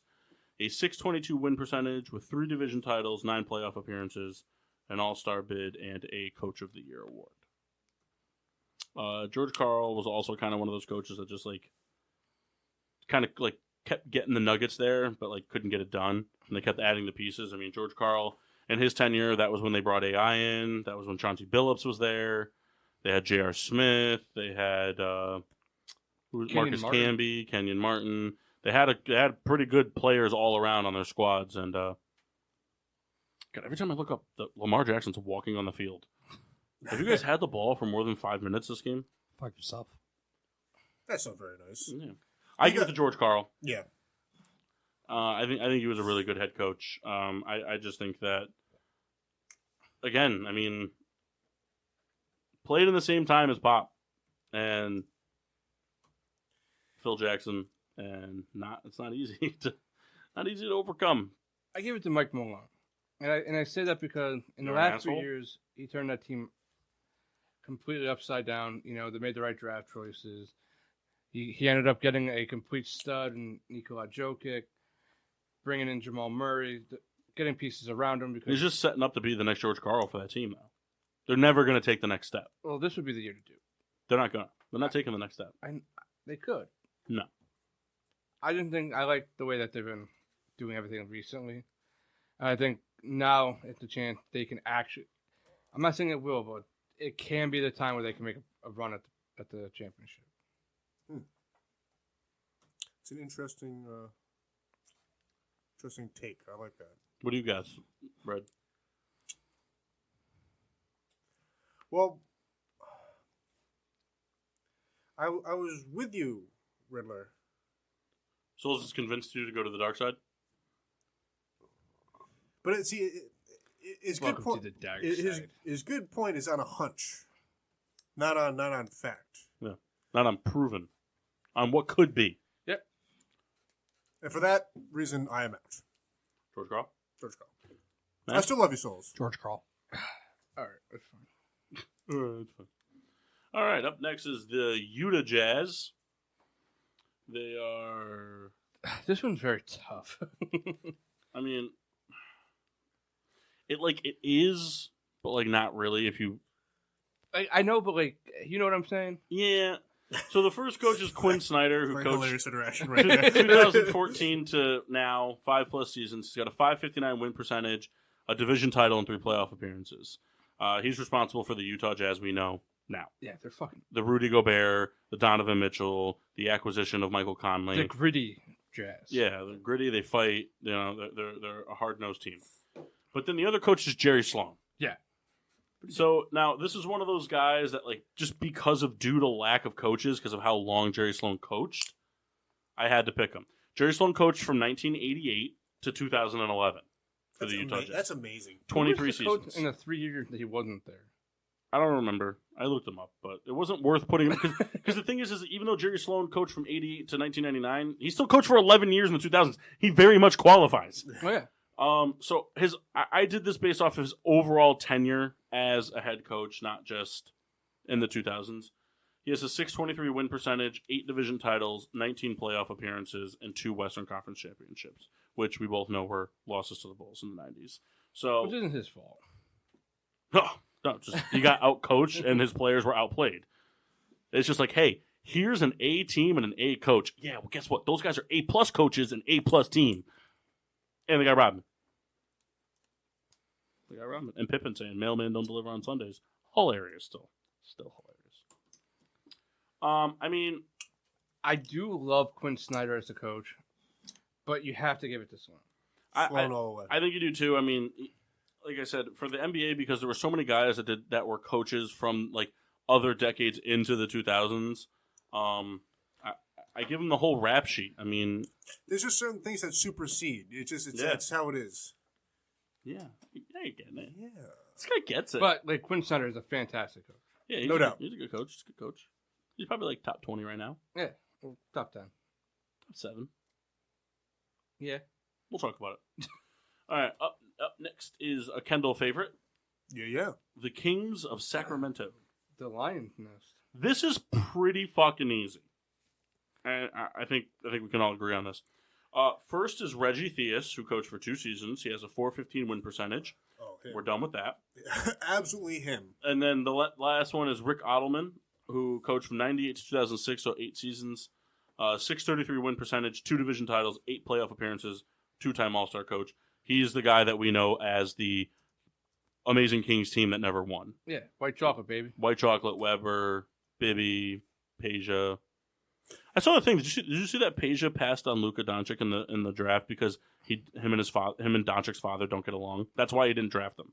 That's the You reason. mean Vlade Divac? That's what I meant. Yeah, Vlade Divac said, "I'm not drafting him because I don't like his dad."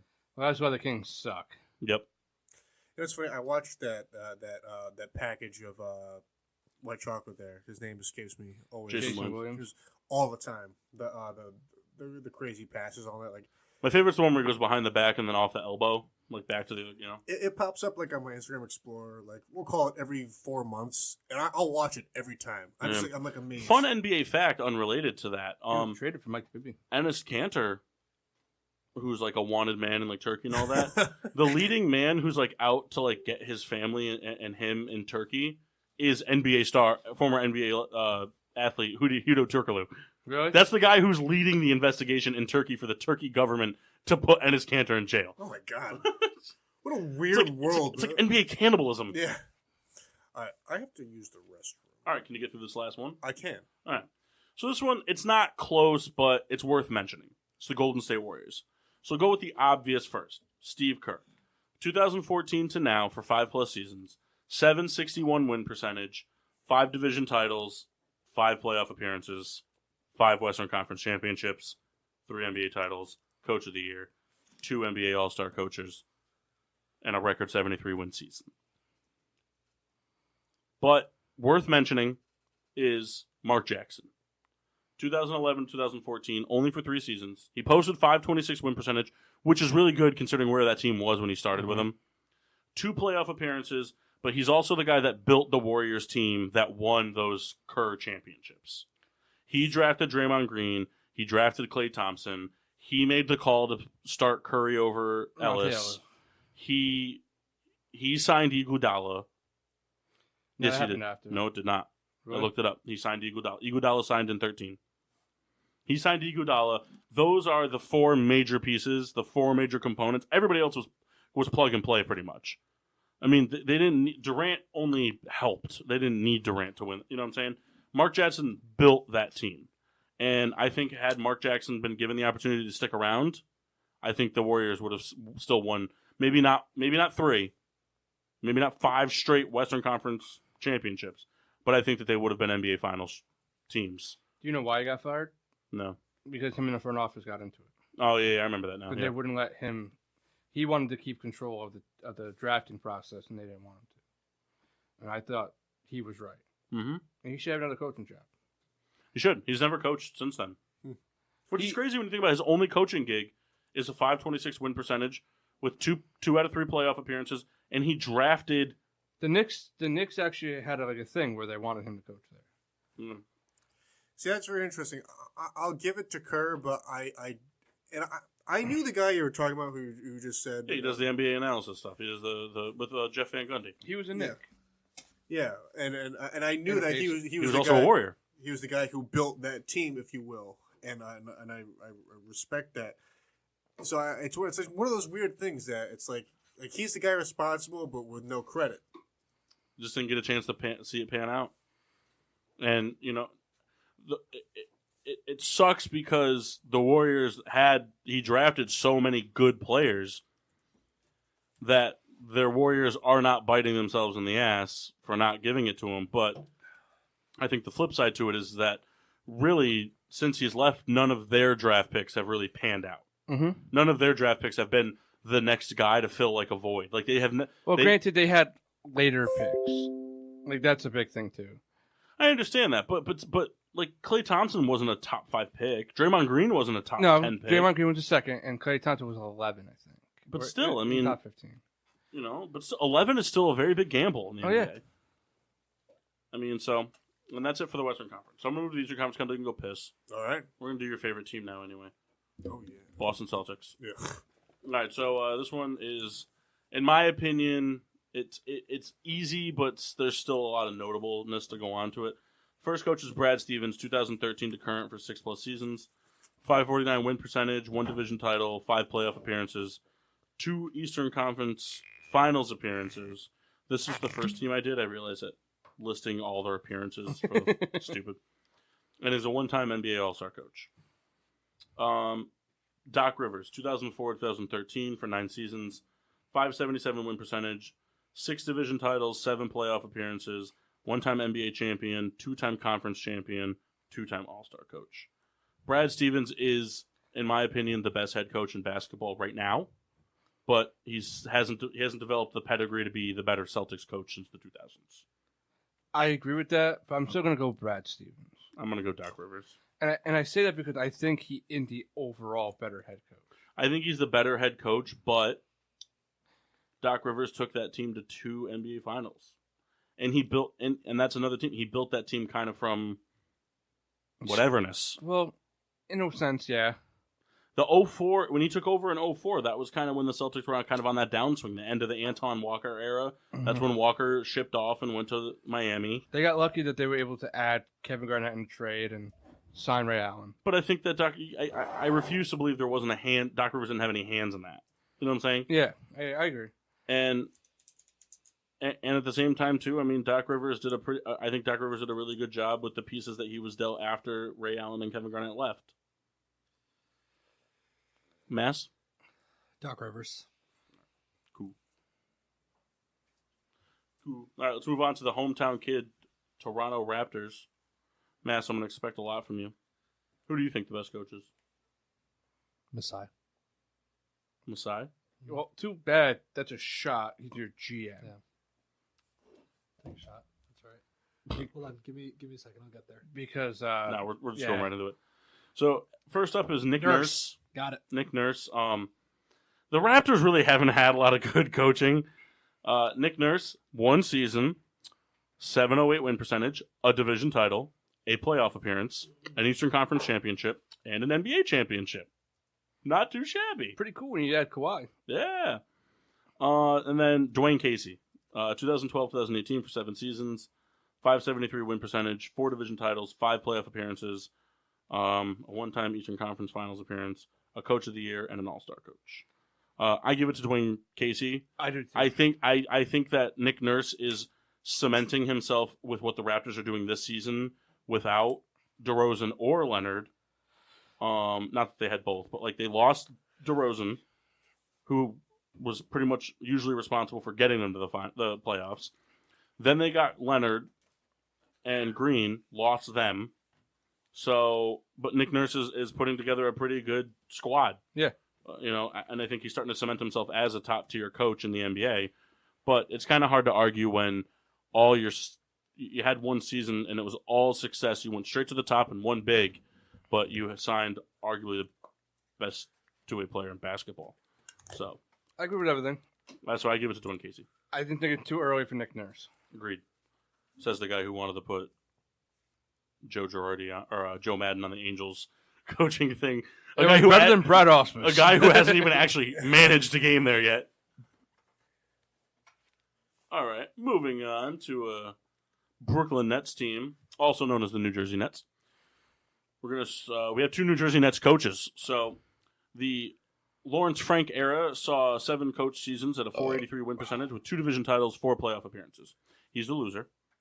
And then Byron Scott, 2000 and 2004 for 4 total seasons, 517 win percentage, 2 division titles, 2 playoff appearances, 2-time Eastern Conference championship, and an All-Star coach. Just couldn't get it done in the finals. Had back-to-back appearances. He faced the Lakers and the Spurs, so I don't. Oh, I don't blame him because that team was totally undermatched. I mean, I think I think that he did the fact that he got that team to the Eastern Conference Finals or to the NBA Finals twice in a row is enough for me. Yeah. What he did after that doesn't matter. He wasn't very good after that. Diddle. Yeah, I think it's one of those things. It doesn't even matter what I'm trying to say. It's just outmatched, outgunned, but best you could do. That's it. The New York Knickerbockers. Mike Woodson from 2011 to 2014 had a 580 win percentage, 2 playoff appearances, and 1 division title. And then the Jeff Van Gundy New York Knicks, 1995 to 2002. There was just nobody else. I know he did most of his damage in the 90s, but there was nobody else to just pick from. 7 seasons, 590 win percentage, 6 playoff appearances, a Eastern Conference championship, and 1-time All-Star coach, Jeff Van Gundy. I mean, that's got to be the guy. Jeff Van Gundy's my pick. Yeah. Yeah. It's unfortunate the Knicks have been as bad as they've been for so long that you can't have a I want him to conversation about a return 2000s to guy. coaching. I want him to return to coaching. Do you think he would have success? Yeah. I want to see an NBA Finals where it's him versus Stan Van Gundy. They couldn't look any different. Gotta feel I know what the next team is. The Philadelphia 79ers. Yeah, there's only one choice. That's not true. You ready? Mm-hmm. All right. First coach is Larry Brown from 1997 to 2003. 554 winning percentage, 5 playoff appearances, 1 division title, a Eastern Conference championship, a Coach of the Year award, and an All-Star coach appearance. And the second coach is Brett Brown, who is the current coach of 6+ seasons of the 76ers with a 371 win percentage. Know what you're thinking. Sounds super low if you don't know NBA. Gotcha. But hear me out. 2 playoff appearances, and he built the team from the worst all-time record in NBA history to a 50-plus win team in just 2 years. Everyone likes to think of the process as Joel Embiid and Ben Simmons. Brett Brown is just as much of a part of that process. He was there before all those guys were drafted. He drafted all those guys. He was there when they got hurt. Yep. He's been as much a part of the process, and, I mean, we talk about the Sixers as being an NBA Finals threat out of the East, and Brett Brown's a big part of that, especially dealing with injuries from Embiid, extreme adversity every time they drafted somebody that was supposed to be really good from their rookie year, injured right out of the gate. I mean, Markelle Fultz missed a year. Okafor missed a year. No, he didn't. Oh, no, Noel missed a year. Embiid missed a year. And Simmons missed a year. And Zaire Smith. And Zaire Smith. And when they get Zahari Wade and Bronny James Jr., they'll sit out for a year because it's Sixers mentality. But I understand that there's nobody else but Larry Brown in Kyle's mind because he took him to the finals. But, I mean, Brett Brown took this team from... Because it's not like they were good before he got there. They haven't been good for some time. Until not recently. I give it to Brett Brown. I meant Brent Brown, not Larry Brown. Oh, all right. So 2 for Brett Brown? Yeah. I agree with Brett Brown. All right. That's irrelevant. That's about right. Like my team. Oh, You got your team wrong. Onto the Chicago Bulls, man. Pretty much a no-brainer here. Yep. Writing them down right now. Scott Skiles, 5 seasons, 490 win percentage, 3 playoff appearances. Fun fact, guy holds the record for most assists in a game as a member of the Orlando Magic, 30 assists. I like that. I had to give him something to go with. And then Tom Thibodeau, 2010-2015 for 5 seasons, 647 win percentage, 2 division titles, 5 playoff appearances, 1-time coach of the year, 1-time all-star coach. It's Tom Thibs. As aforementioned, I'm a Tom Thibodeau guy. Weird hair. So, weird hair, weird face, Weird body, too. but all coach. The guy kind of looks like he's like a... Honestly, he looks like a bag of potatoes that wears a suit Yeah, like and a wig. if you saw him naked, like, what's that sack of potatoes doing here? But he's got... Never mind. This joke is going nowhere fast. On to the Milwaukee Bucks. George Karl from 1998 to 2003 compiled a 542 win percentage, 1 division title and 4 playoff appearances. And then Mike Budenholzer, the current coach who's coached for 1+ year, is 742 win percentage with a division title, 1 playoff appearance, a all-star coach, and coach of the year. This one, for me, I mean... It will be Mike Budenholzer. It's one of those things, like the Mike Budenholzer thing is kind of the same deal as like the Nick Nurse thing.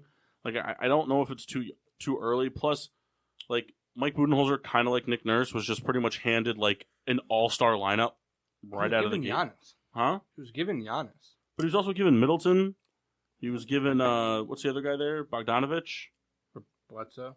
What was the other one they had? Not Bogdanovich. The other guy that sounds like him. The one that went to the Pacers. Oh, Brogdon. Brogdon. They don't sound the same, but I always confuse them. That's about right. So I don't know. I mean, the Milwaukee Bucks team was really nothing to be excited about in the 2000s, early 2000s. I mean, he got 4 playoff appearances out of them. Budenholzer. I mean, Budenholzer's a better coach. I mean, granted, he was given an all-star lineup to work with, but Budenholzer's just a better coach. That's my pick. I I don't like know. the name. I think George Karl. What's your Budenholzer. reasoning, though? Just... Well, yeah, think about it. 'Cause George Karl had way less talent. He Yeah. worked with Michael Red. And that's about it. And he ended up Guy getting... dropped 60 in MSG. He was able to get the best out of it. true. No, I think it was 40 or something. If he that'd be hilarious. Kyle was at the game that he dropped like 45. Not Brandon Jennings. Oh, Yeah, I was at the game. Michael Red was one of the fastest players to ever play basketball. It was insane. Oh, I didn't think they... I think he got the most out of a... So we're going to give it to George Karl? You guys said Mike Budenholzer. Well, I said Karl. I agree with Budenholzer thinking that Paul said it, but I agree with the mask because he said it. I like the name. Well, Rebecca's asleep, and I did it. So we'll go with Karl. All right. All right, on to the Cleveland Browns. Just kidding, Cavs. I threw away 2 note cards because I accidentally wrote Browns twice. So we'll start off with Mike Brown, the 2005 to 2010 head coach, as well as the 2013-2014 head coach, for 6 total seasons. A 620 win percentage, 2 division titles, 5 playoff appearances, a 1-time Eastern Conference champion, a 1-time coach of the year, and a 1-time all-star coach. One side note for him, the Cavaliers team that he took to the NBA Finals Way worse. did not belong there. Kudos to the coaching. And then next is Tyronn Lue, 2015 to 2019 for 4 seasons, 607 win percentage, 3 division titles, 3 playoff appearances, 3-time Eastern Conference champion, 1-time NBA champion, 1-time all-star coach. I give it to Mike Brown. Yeah. Tyronn Lue was more of a yes man. He was more of the who's the figurehead that we're going to put in front of the camera to say what LeBron wants to say. I agree. And I have a question. So, Plus, also that Cavs team was way stacked compared to. did Lou have any prior coaching experience? He was an assistant. Yeah, he was an assistant. So For, this he was- was Mike Brown's assistant. So this was kind of like his first go of it, and then Yeah. having LeBron James, Oh, no, he was David Blatt's assistant. Oh yeah, he was Blatt's assistant. but more or less the same. As described. Yeah, he just that David Blatt didn't work out for the year that they had him, and Even though he did. he did, but he didn't. LeBron And- just didn't like him. Yeah, and then that was the guy that kind of looked like Putin.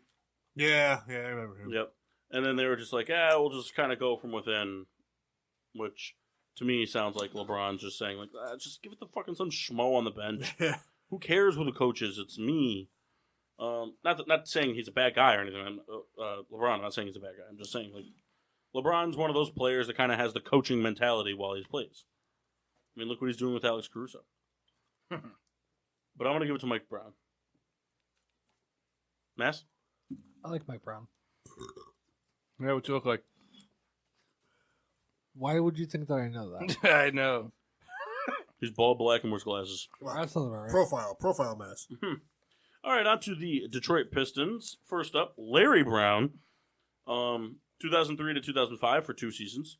.659 win percentage, a division title, 2 playoff appearances, 2-time Eastern Conference champion, 1-time NBA champion.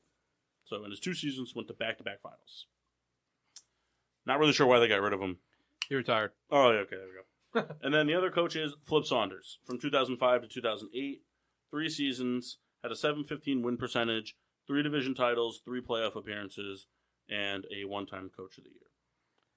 I agree with Larry Brown.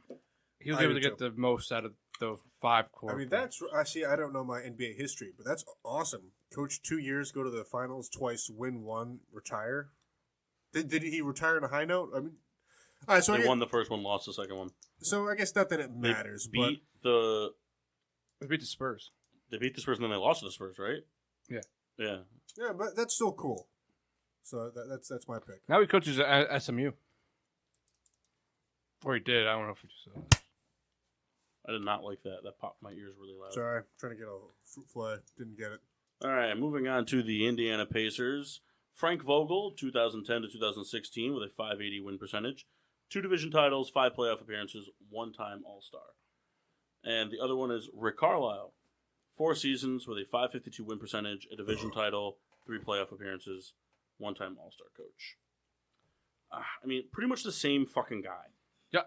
Pretty much the same record, same stat. I mean, in my opinion, if we're going based off the Pacers, I give it to Carlisle because they kind of did the same amount of damage. If you were to expand Carlisle from 4 seasons to 6 seasons, I think he would have gotten 2 more playoff appearances and 1 more division title. I give it to Rick Carlisle because he did pretty much the same amount of damage without Paul George.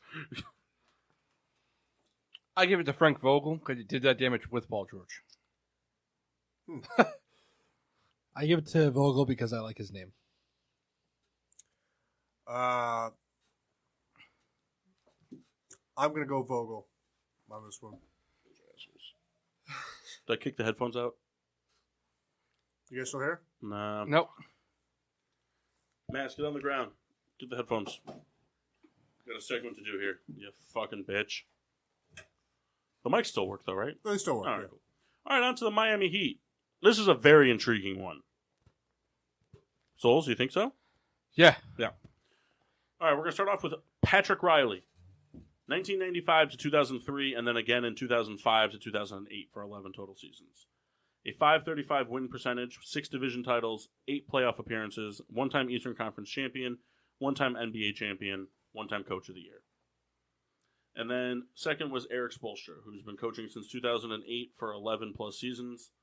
.593 win percentage, 6 division titles, 8 playoff appearances, 4-time Eastern Conference champion, 2-time NBA champion, 1-time All-Star, 1-time coach of the year. On paper, it's Eric Spoelstra without a doubt. But Eric Spoelstra also had the luxury of having arguably the most dominant big three in NBA history. Not that he's not a good coach. I think he's a fantastic coach. But Pat Riley is also an amazing coach.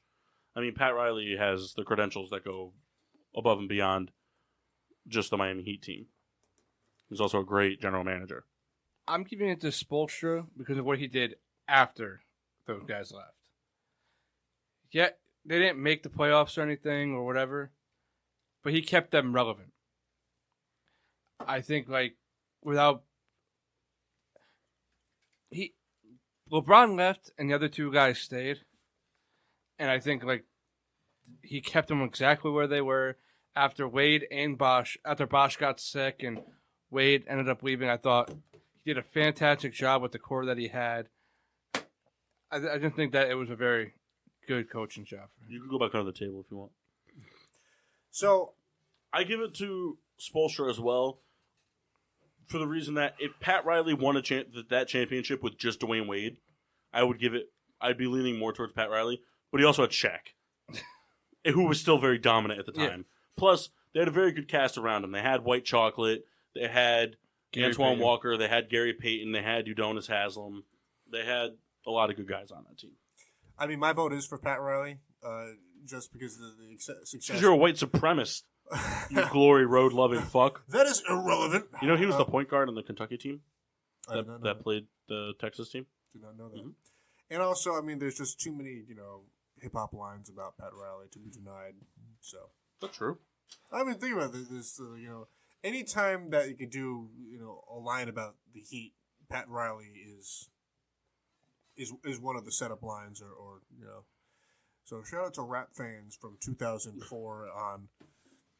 All right, moving on real quick. The Orlando Magic, Stan Van Gundy, 2007-2012 for 5 years, 657 win percentage, 3 division titles, 5 playoff appearances, 1-time Eastern Conference champion, and a 1-time Coach of the Year. And then Doc Rivers, 1999 to 2004, 504 win percentage, 3 playoff appearances, 1-time Coach of the Year. And the Coach of the Year that he won was extremely notable because he won it with like a 500 record, but the team was slated to only win 8 games, and they were fighting for a playoff spot away. But I go Stan Van Gundy. He took again, kind of like the argument we made about that Cavs team. This Magic team had no business being in the finals, and the Spurs showed why. But he got him there. So I choose Doc just because of course you do, because T-Mac. no, he had T-Mac, but I didn't think that team was way worse than the team that Stan Van Gundy had, and ended up getting more out of them than any other coach would have, which led him to the coach he is today. Yeah, I think it was Stan Van Gundy. Took him to the finals. And it's not like that team was it's not like that team was leaps and bounds better. Van Gundy. Yeah, fuck you, Souls. All right, we got. We still got another vote. I know. Atlanta Hawks. Mike Budenholzer, 2013-2018, 5 seasons, 520 win percentage, 1 division title, 4 playoff appearances, a 1-time Coach of the Year, and a 1-time All-Star coach. And then Mike Woodson, 6 seasons, 419 win percentage, 3 playoff appearances. I think it's a Budenholzer. Budenholzer. Souls?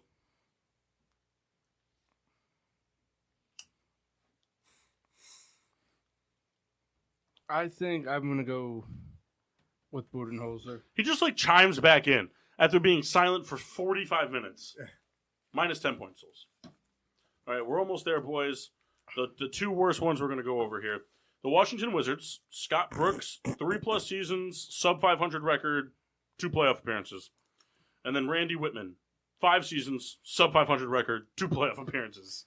I give it to Scott Brooks because he's been finding some success without John Wall. Just making Bradley Beal the superstar that he is. Yeah. Randy for being Walt's son.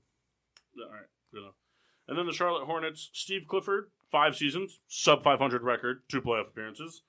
And then Paul Silas, 6 seasons, sub 500 record, 4 playoff appearances. Go with Paul Silas. Yeah. Paul. Only because he had an 8-year gap in between. And there we have it. That's the NBA. So I think we're going to take a quick 2-minute break, and we're going to come in and we're going to have to try to steamroll through some NFL. We're going to save the bracket on coaches for next week. Because Okay. we're already running really... What time do we start? 8:30? 8:30. I mean, so we're going to be running late as it is. So we're going to do NFL. We'll do some beer reviews and stuff, and then I think we'll save the bracket and stuff for next week. You guys cool with that? Keep them, the listeners on the edge of the seat. Yeah. Yeah. Yeah. They're asleep. They're asleep. But we'll be back on Spreaker live here on PPRN Radio Network, Getting Sports with Drunk in 3 minutes. And now, back to Getting Sports with Drunk on the PPRN Radio Network. Welcome back to Getting Sports with Drunk. I'm your host, Cupcake the Riddler, and I'm joined by cool guys. Cool guys, all of them. Fuck everything. Souls? Yep. Fuck everything. Wow. Yeah, that's about right. Souls, get off your fucking phone. Sorry. Painful. So, Mass has got the last one with the NFL. He ended up having to do both teams. Both divisions, Whatever. conferences, whatever the fuck this is. Who cares? Everything sucks. Well, maybe the Rams didn't suck ass. We wouldn't have this problem. But they do, and we do have this problem, Kyle. So Like the shut the sad fuck version of up. the Lego movie. Everything is awful. Everything sucks when you're a fan of the Rams. They bring you to a Super Bowl, get their ass kicked, and then they're like, "Oh yeah, we're the Rams. We're gonna suck again." Hey, Jared Goff hasn't been looking good. You know what that means? That means the comeback of he's a Ram, he's a Ram, he's a Ram. Fuck. Could you imagine if that turned out to be true? There would be zero moments in life where Mass wouldn't be hearing that song. I would make sure it was played everywhere. Is Jared Goff the next Mark Bolger? No, we made a joke that I don't Kaepernick think was Mark gonna, Bulger was that bad. We made a joke that Kaepernick was going to go to the Rams. So the I'm Years the Man ago. song, it was the he's a Ram, he's a Ram, he's a Ram, and because Mass hated the I'm the Man song. That Black. Aloe Black, yeah. It's a bad song, but it is Well, hilarious. the thing was, is we had vault music that we had to play 2 tracks of, Yeah. and like every once in a while, like a notable CD, like somebody that like a top 40, whatever. So we would always play that because people would know it, because that's what somebody would tune in and it's like it's great you want to support the local bands, but sometimes people would tune into the radio station, they'd hear a band that is like plays out of their garage in Agawam, Mass, and they'd be like, "The fuck is this garbage?" Because like for me, I can't tell you how many times. Like one time I played one of those side tracks. It was like grungy, like basement metal, and then it went into Mungo Jerry after that. Pretty hard to convince people to stay on your show after that. Yeah. All right, so Mass, you dumb bitch. I am a dumb bitch because I support this dumb bitch of a team. Where do we want to start, the NFC or the AFC? I would like it if you started with the AFC South, All right. Well, mostly because you didn't know the Titans were in there. Oof. I had been drinking. Discredibility. I had been Everything drinking. is awful. Everything is bad when guess you we're going off love the the Titans? Rams. Sure got a beer when I was up. Yeah, Kyle, why don't you grab me a beer? You want the other one of these paper umbrellas? It's not really coconutty. I'd like to try it. You gotta get some hint of pineapple in there. It's kind of weird. I really shouldn't have a third one. 'Cause I'm kind of like blind to my left eye right now. You ever get that? Oh, yeah. Well, yeah, you're the wrong guy to ask. You ever get That's going to be complete. Fuck this game. Was that a bounce, you fucking over dramatic ass? They call it a catch. It's not a catch. Is that Earl Boykin? Yeah, point guard for the. Oh, that's catch. That's an inbounds catch. Ball did move a little bit. So we're not doing the NFL thing. We better call Mike Pereira on a different a different. And it's a broadcast. face mask. Hey, ass. Fuck you. Mass. Hey. It's so dumb. Oh, it's funny. Listen, this is a radio show. The gaming. Colts. One answer. Tony Dungy. Lex was the first black guy to win a Super Bowl. You racist. Tony Dungy was 85-27 in his career as the Indianapolis head coach. Shut up. Head Colt. Can't hear anything with my headset right now. That's really unfortunate for you. can't 85 hear and out of your 27. That's a 759 winning percentage. That's fucking nuts. Never had a year where he didn't go to the playoffs. Jim Caldwell?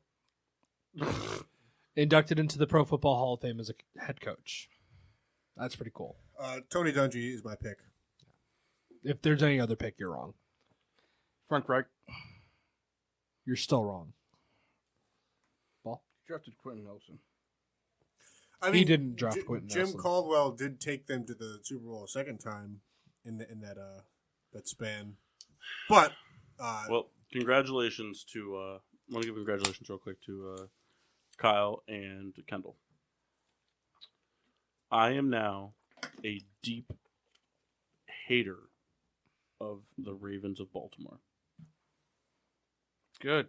I was in second place in my FanDuel league, the kicker one, where you picked a kicker from each tier, and then one just random fucking player. I picked Lamar Jackson. I'm 0.2 points from first place, and they benched Lamar Jackson. Rip. All he needed was 5 more rushing yards, and I would have had that, and he got in Yeah. first place. So it would have been $8 more, which not a big fucking deal, but Still. all right. So Frank Vogel. Yep. No, so yeah, Tony Dungy. I mean, Is there another answer? No. Chuck Pagano. I mean, good stint, for sure. Texans. Okay. Vrabel. He just signed. They're going to the Super Bowl already. All right. So Whatever the head coach was that put up with Matt Schwab, guy must be a saint. No pun intended. that was Gary Kubiak. Good coordinator. Bad Coach. So Bill O'Brien, first one, has a 49-42 record, good for a .538 winning percentage. He's gone to the playoffs 3 out of 6 years he's been coaching. Hasn't really done anything exceedingly notable besides that. He is a terrible GM, so there's that. Then you got Gary Kubiak, 61-64 in his time, and went to the playoffs 2 out of 9 years while he was there. Yeah. Gary Kubiak is just one of the like every league has its issues. NBA is like the you find a really good head coach that you keep for 8 years, but after a while the conference semifinals aren't getting it done for you, so you let him go on the risk that you're going to find something better. Football's is, hey, this guy was A+ at coordinating. Let's take a shot at his coaching skills. And more times than not so good. Yeah. Gary Kubiak, great coordinator. Pretty meh coach. Bill O'Brien's got a better playoff record. Yes. Bill O'Brien. I give it to Bill O'Brien. Give it to Bill O'Brien because you had to deal with Tom Savage. Well, Tom Savage is the GOAT, by the way. All right. No, he is a GOAT. Then we move to the Jags. Number 1, we have Doug Marrone. Really? Yeah. The way he said that. Doug Moreau. He said it like it's like the distant cousin of the Burrows. He's 20-25 with the .444 winning percentage, and he's been to the playoffs 1 out of 4 years he's been there. He's 2/3 of the devil. Next up, we have Jack Del Rio. Yeah. Yeah, Jack Del Rio. I don't even care what the stats are. All right. Because Doug Marrone is blech. All right. So we're moving to the Titans. Jeff Fisher, baby. Is Jeff there another Fisher, answer? baby. I got nothing. I have a vote coming for him later as well. All right. So Jeff Fisher, 142 and 120 in his career for the Titans. Yeah, fucking baller. .542 winning percentage. Went to the playoffs 6 out of 17 years. Jeff Fisher looks like the dad that shares a beer with like his daughter's prom date. Before the prom. At the prom. Does anybody else have any contentions? The only other person I was going to think to put in is Vrabel, and he's only been there a season. Oh, I just won. Never mind. I forgot I had Tucker. What about Wade Phillips? He was there. He was, but I didn't think he was worthy enough compared to everybody else that was there. All right. We'll move to the AFC North. The Bills. Sean McDermott. Well, that's another shot for you, Jackwagon. AFC Or East. AFC East. Yep. Oh, real quick. I saw something pretty funny that you said the AFC North, though. Mason Rudolph's having a real rough November against them. The Ravens knocked him out. The Browns tried to kill him. Or what was it? It was the Ravens knocked him out. The Browns knocked his head. And the Bengals Knocked him out. Yeah. Not doing good in the I division. forget what it was. All right. It was really funny, though. Bills. Sean McDermott. Currently 23-20. Has been in the playoffs 1 out of 3 years. Defenses have looked pretty good. Here's a throwback name. Dick Duran. I remember him. Yeah. 24-33 as a head coach. Never made the playoffs. So I think this one's pretty obvious. Yeah, Sean McDermott's pretty good. Yeah, definitely turned that team around from kind of being in the middle to being a contender. All right. Jets. Herm Edwards. That's it. Anybody else? Mangini? I mean, Rex Ryan took him to 2 AFC championships. Ryan was the other head coach. Ryan had a 46-50 record, made the playoffs 2 out of 6 years. Herm Edwards was 39-41 and made playoffs 3 out of 5.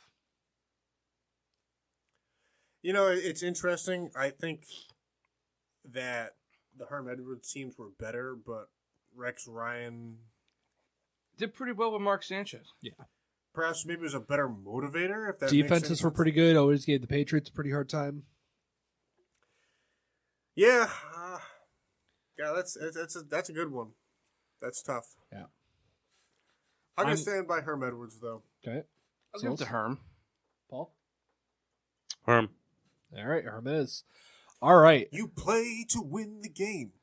To the bottom of the barrel. Dolphins. So we have Tony Sperano, who was 29-32, made the playoffs once. And then you had Joe Philbin, who was 24-28. And that's literally the only thing notable about his stint. Sperano, he had a mustache. All right. Yeah, the players didn't hate him as much. Paul?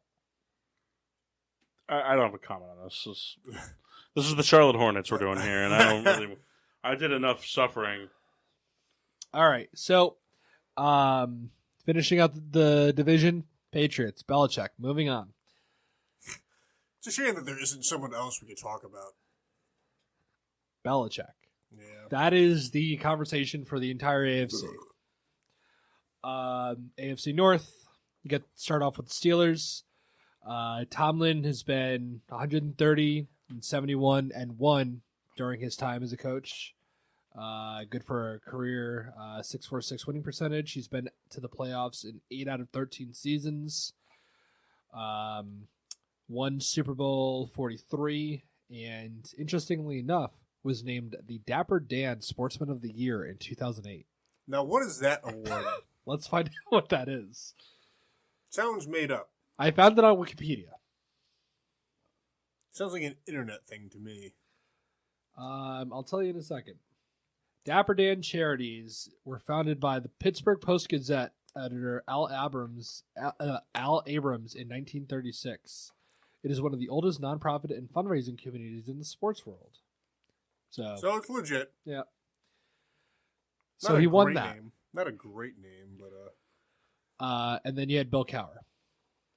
Got 149-90 record, playoffs 10 out of 15 seasons, won Super Bowl 40, and was Coach of the Year in 92. I've always been a Cowher guy. It's a bias. I just think that he's better. I'm going with Mike Tomlin. Okay. And I'm saying that because of pretty much he's been through a lot of adversity, and he's done a very good job of overcoming it. Granted, Cal wouldn't let that happen, but Mike Tomlin, I think, done a very good job of. I like Tomlin a lot. I think it was a perfect hire. And he's never had a losing record. Yeah, it's true.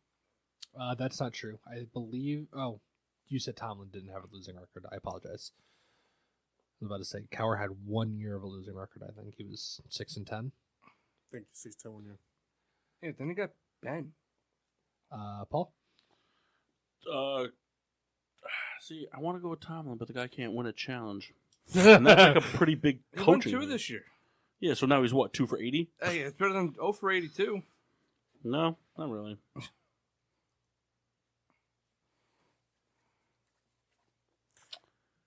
I want to go with Tomlin. I'm gonna go with Cowher. Tomlin won his Super Bowl with Cowher's guys. Rebecca? Yeah, but Tomlin also took a team to the Super Bill Bowl. Cowher, without Mike Cowher's Tomlin. guys. Bill Cowher. Bill Cowher. All right. Let's see. I'm okay with either one. Just saying. Well, now you got both. I'm actually trying to find Tomlin's challenge. He is 34 for 76. I don't know if that's bad. Sorry, this is St. Louis Rams logo with a paper bag over its head, and then this is LA Rams, and it's the same paper bag except this is Gucci. Yeah, that's about right.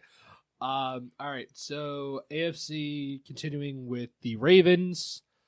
Harborough. Done. Anybody else? Brian Billick. He was also a pretty good coach. Yeah. He won a Super Bowl with Trent Dilfer.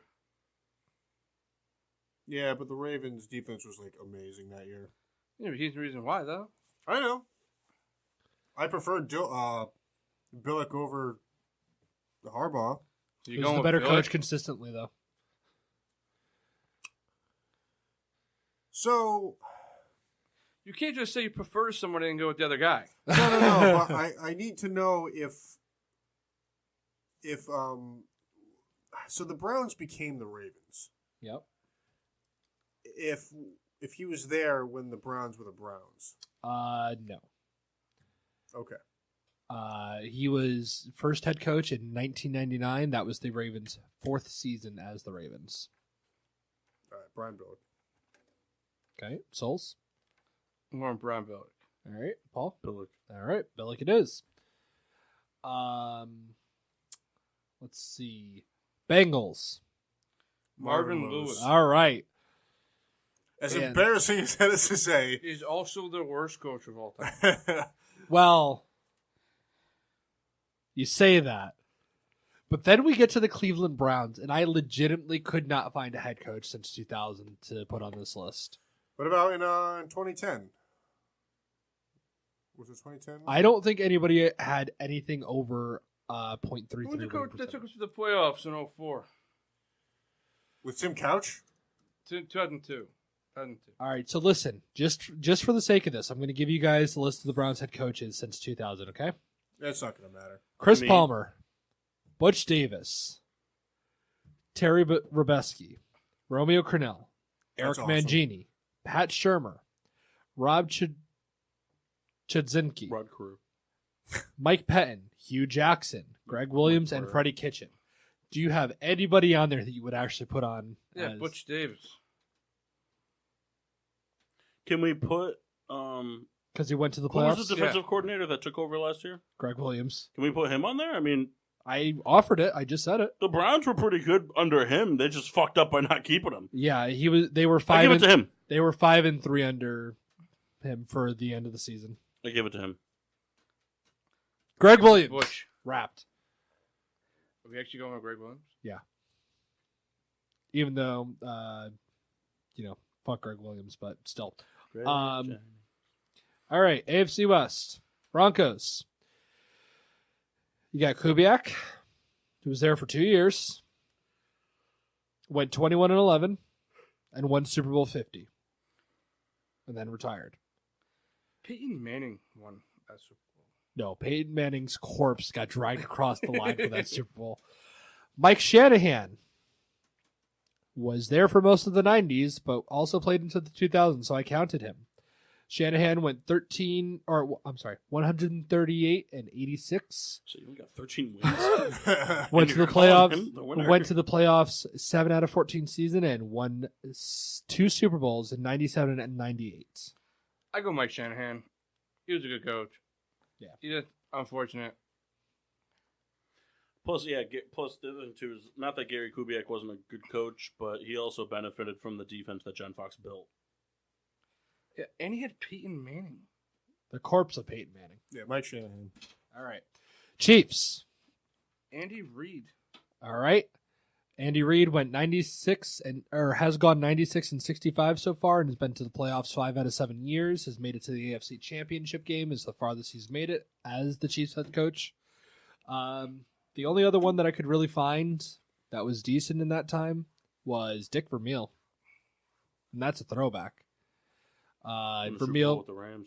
That's right. went to, Vermeil was 44-36 with went to the playoffs 1 year during his tenure. I believe he was there for 4 years. And I think the answer to this one is pretty obvious. Yep. All right. Yep. Raiders. Him. It's him. Who, Cutler? John Gruden. All right. So, do we want stats or Check we Del just? Rio. All right. So we're gonna read these. Gruden went 38-26 in his first stint. I'm counting, and went to the playoffs 2 out of 4 years. Del Rio went 25-23 and went to the playoffs 1 out of 3 seasons. Gruden. Okay. Wait, hold on. There's 2 other people. 2 other people. We talked Tom Cable for a second. We are not talking Tom Cable. Who's the head coach that took Gannon to the Super Bowl? Oh my God. Was it his son, Mark Davis? No, I can't remember his name. It wasn't his fault they lost the Super Bowl. It was Rich Cannon's Yeah, fault. I mean, What unfortunately, did that he was throw? the, 5 picks? yeah, I think something like that. But that's like the only thing he ever did. Not that he took a team to the Super Bowl. It's nothing. But it was kind of Bill like Callahan. yeah, that's kind of like a one and done thing. Okay, Lion. We're going with Gruden? Gruden. Gruden. Chargers. Norv Turner. No, I don't believe that. Marty Schottenheimer's my guy. Okay. Marty Schottenheimer. Anthony Lynn. Oh God. Anthony Lynn is 25-18. He's been to the playoffs 1 year. Marty Schottenheimer was 47-33. Went to the playoffs 2 out of 5 and won Coach of the Year in 2004. Marty Schottenheimer never should have been fired after the 06 season. Never should have been fired. It's the biggest crime in. It's what Denver tried to do with John Fox. Or Lovie Smith with the Bears. Yes. So, Schottenheimer. Schottenheimer. That team went in the toilet right after he was fired. All right. Have I gone through all of the AFC now? Yes. All right. Yes. NFC. We're starting with the NFC West, the Giants. The NFC West, the Giants. You want to go ahead and take a shot? He was mocking you. All right. Thank you, Paul. Take a shot. We will start with. Well, technically, I'm not wrong if I said the NOS because the Giants are in the NOS, but let's just not go there. I follow. I knew where you were going. So the NFC North. Green Bay Packers really only had one guy, McCarthy. Mike McCarthy. Yeah, Mike McCarthy. Whatever, Mike McCarthy. All right. Chicago Bears, I would say, only also had one person. Lovie Smith. Lovie Smith. No Yep. problem there. All right. Minnesota Vikings. Zimmer. Zimmer or Childress? Zimmer. Ooh, Brian Childress, grossest guy in America. Brad Childress, but Grossest guy in America. He got a mole on the left side of his face. Remember that WWE girl Jillian that had the big mole on her Yeah. face that like the boogeyman bit off? Yeah, that was That weird. was hot. Oh, God. Yeah. Zimmer. I'm excited for this one. Go ahead. that was it. Zimmer or Childress? What's up with the line? All right. Well, nobody voted except for me. I said Zimmer. You didn't. No, you didn't. You said I said Childress. Childress, the grossest guy in America. I'm going Childress. Josh Childress. You're wrong. Yeah, and Zimmer. They suck, both of them. Detroit Lions. Is it really anybody but Caldwell? What was the year when they went 0-16? I want him. I think it was Caldwell. Was it? Yeah, I think you're right. I don't think it was. No, I think he's right. It's not. Who was it then? Lions. Bo Not Callahan? Jim Caldwell, I can tell you that. He came out the year after. Lions get 16 pumped. was Marinelli. Yeah, suck it, Ken. Wow. You just threw a pick. Yeah, golf Did is he? fucking terrible. Okay. Nope, here we go. We're going back into the end. Marcus Peters. Did he really? No, Jimmy Smith. All right. I'm actually kind of upset it wasn't Marcus Peters. Are you sure that's not Marcus Peters? Yeah, 22, Jimmy Smith. No, 21. Peters is 24. Oh, there he is. He's all right. All right. Is there anybody but Caldwell? No. I mean, there's nobody really, honestly, to be honest with you. All right. NFC. When the Tampa Bay Buccaneers has won the NFC North more recently than the Lions, you don't really have anything to talk about. No. But just I don't understand. Just Go with the coaches. all right. NFC South. Saints. Sean Payton. Sean Payton. Yeah. All right. Carolina Panthers. John Fox. Are you serious? I kind of agree. So John Fox John was Fox. 73 and 71, went to the playoffs 3 out of 8 years. Ron Rivera is 76-62, made the playoffs 4 out of 9 years, and made it to Super Bowl 50. Ron Rivera. John Fox made it to the Super Bowl. Has he? So did Ron Rivera. They lost to the Patriots. I didn't think Fox was the coach for that year. He was. Ron Rivera. Going with Big Bad Ron. All right. Riverboat Ron it is. That is a Super Bowl ring. John Fox doesn't. Now, does anyone really call him Riverboat Ron? I don't know. That was his name on the 85 Bears. I did not know that.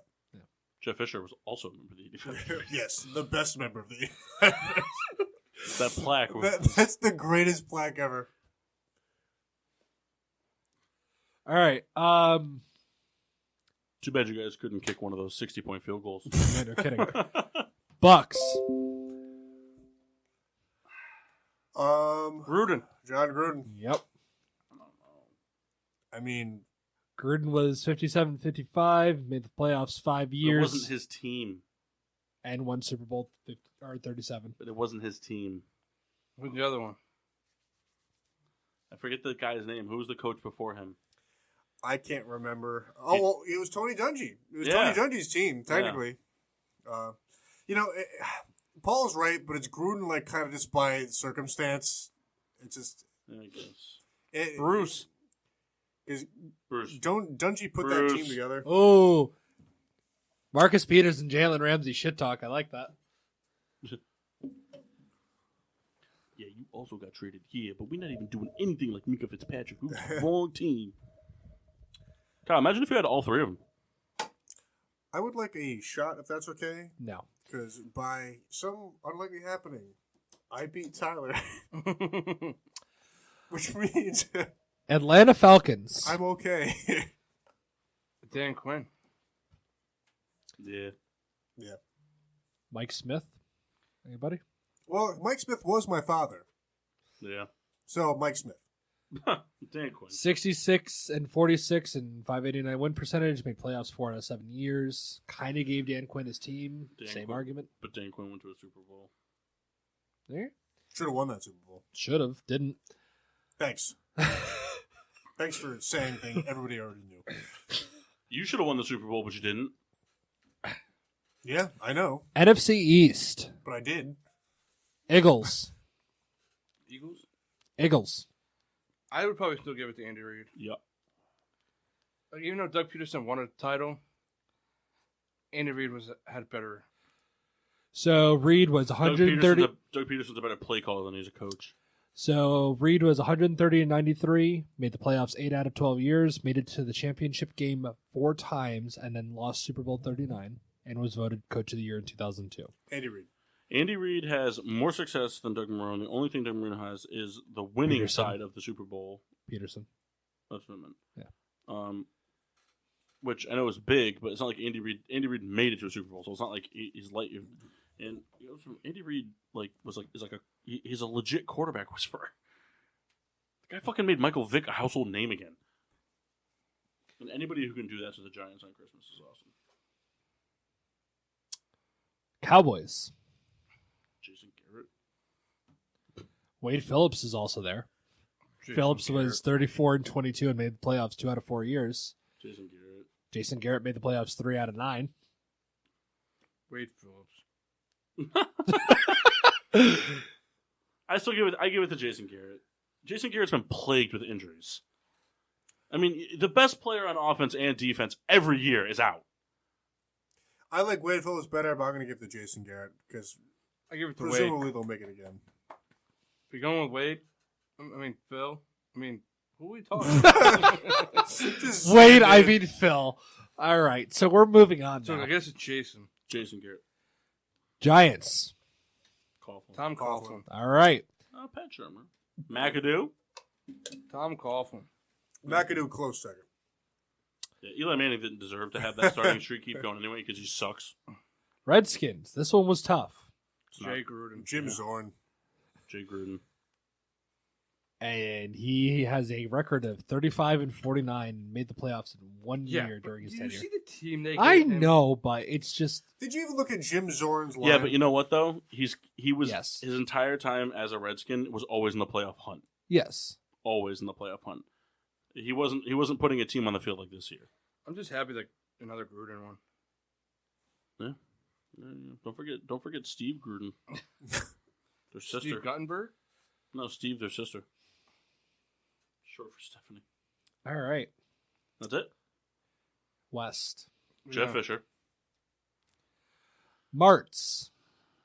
53 and 32. Who? Mike Martz. For what team? Rams. Rams. Greatest show Oh. on Rams. Oh. Mike People are Martz. like, what? 53 and 32. Went to the playoffs 4 out of 6 years and lost Super Bowl 36. Why'd you cut him? I hate Mike Martz. Sean McVay. Never even saw him coach. 30 and 12. Wait a minute.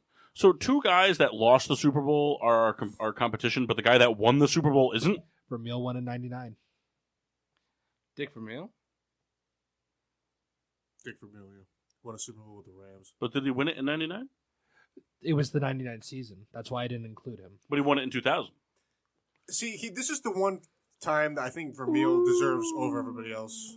No, Jeff Fisher for days. I'm not even voting for it. It doesn't matter. It's Jeff Fisher. That is funny. All right, so are we ignoring the stipulation and giving it to Vermeil? Yeah, Jeff Fisher for sure, bro. I mean, Fisher's on my list. He's on multiple team lists for me. I would give it to Sean McVay out of those two. No shot. Sean McVay is 30 and 12, playoffs 2 out of 3 years, lost Super Bowl 53, and won Coach of the Year in 17. Mets. Who are you saying between the two of? Martz and McVay? Mets. So, I'll give it to Mets. Over Vermeil. You could say his name right to start. What is it? Martz. John Mets. if that's it, I'll take Mike Martz over. Marks. Who do we go with? The guy Who am I going drafted with? Torrey Holt and I got don't Kurt care. Warner in the same fucking Marks? Niners. Steve Mariucci, No. 57 and 39, went to the playoffs 4 out of 6 years. Cool. Jim Harbaugh, Nah. 44 and 19. These are options. Yes. Playoffs 3 out of 4 years and lost Super Bowl 47. I can throw Singletary in there if you want him. Please do. He was terrible. And like the best part was the defense was so bad. Who are we talking about? 49ers. 49ers. He has Harborough versus Mariucci. Mariucci. Anybody? Then I guess Mariucci. Because, hey, look, great, you took your team. Harbaugh went to the Super Bowl. I mean, great. We did a Super Bowl once in playoffs, twice? 3 out of 4 years. It was 3 out of 4. I thought it was 2 out of 4. No, 3 out of 4. Wasn't your standard bearer for all the other sports if they made it to the finals? That's like enough for you. It is. Yeah, but he hates Harbaugh. Yeah, but Why? No, I don't hate Harbaugh. Yes, he does. I give it to John Harborough. I think he was a good coach. That would be I Jim. just think I think he's a good coach. I just think that he was too hot-headed for that team. I think he would have done better with a more physical style of team. I think that he would. I think he would have pulled more success out of the Ravens in the same amount of time that John's been there. I give it to Harbaugh. It's just more like nitty gritty. I like Har. Yeah. Both of them. I like cars. Seahawks. Pete Carroll. Pete Carroll. Pete Carroll.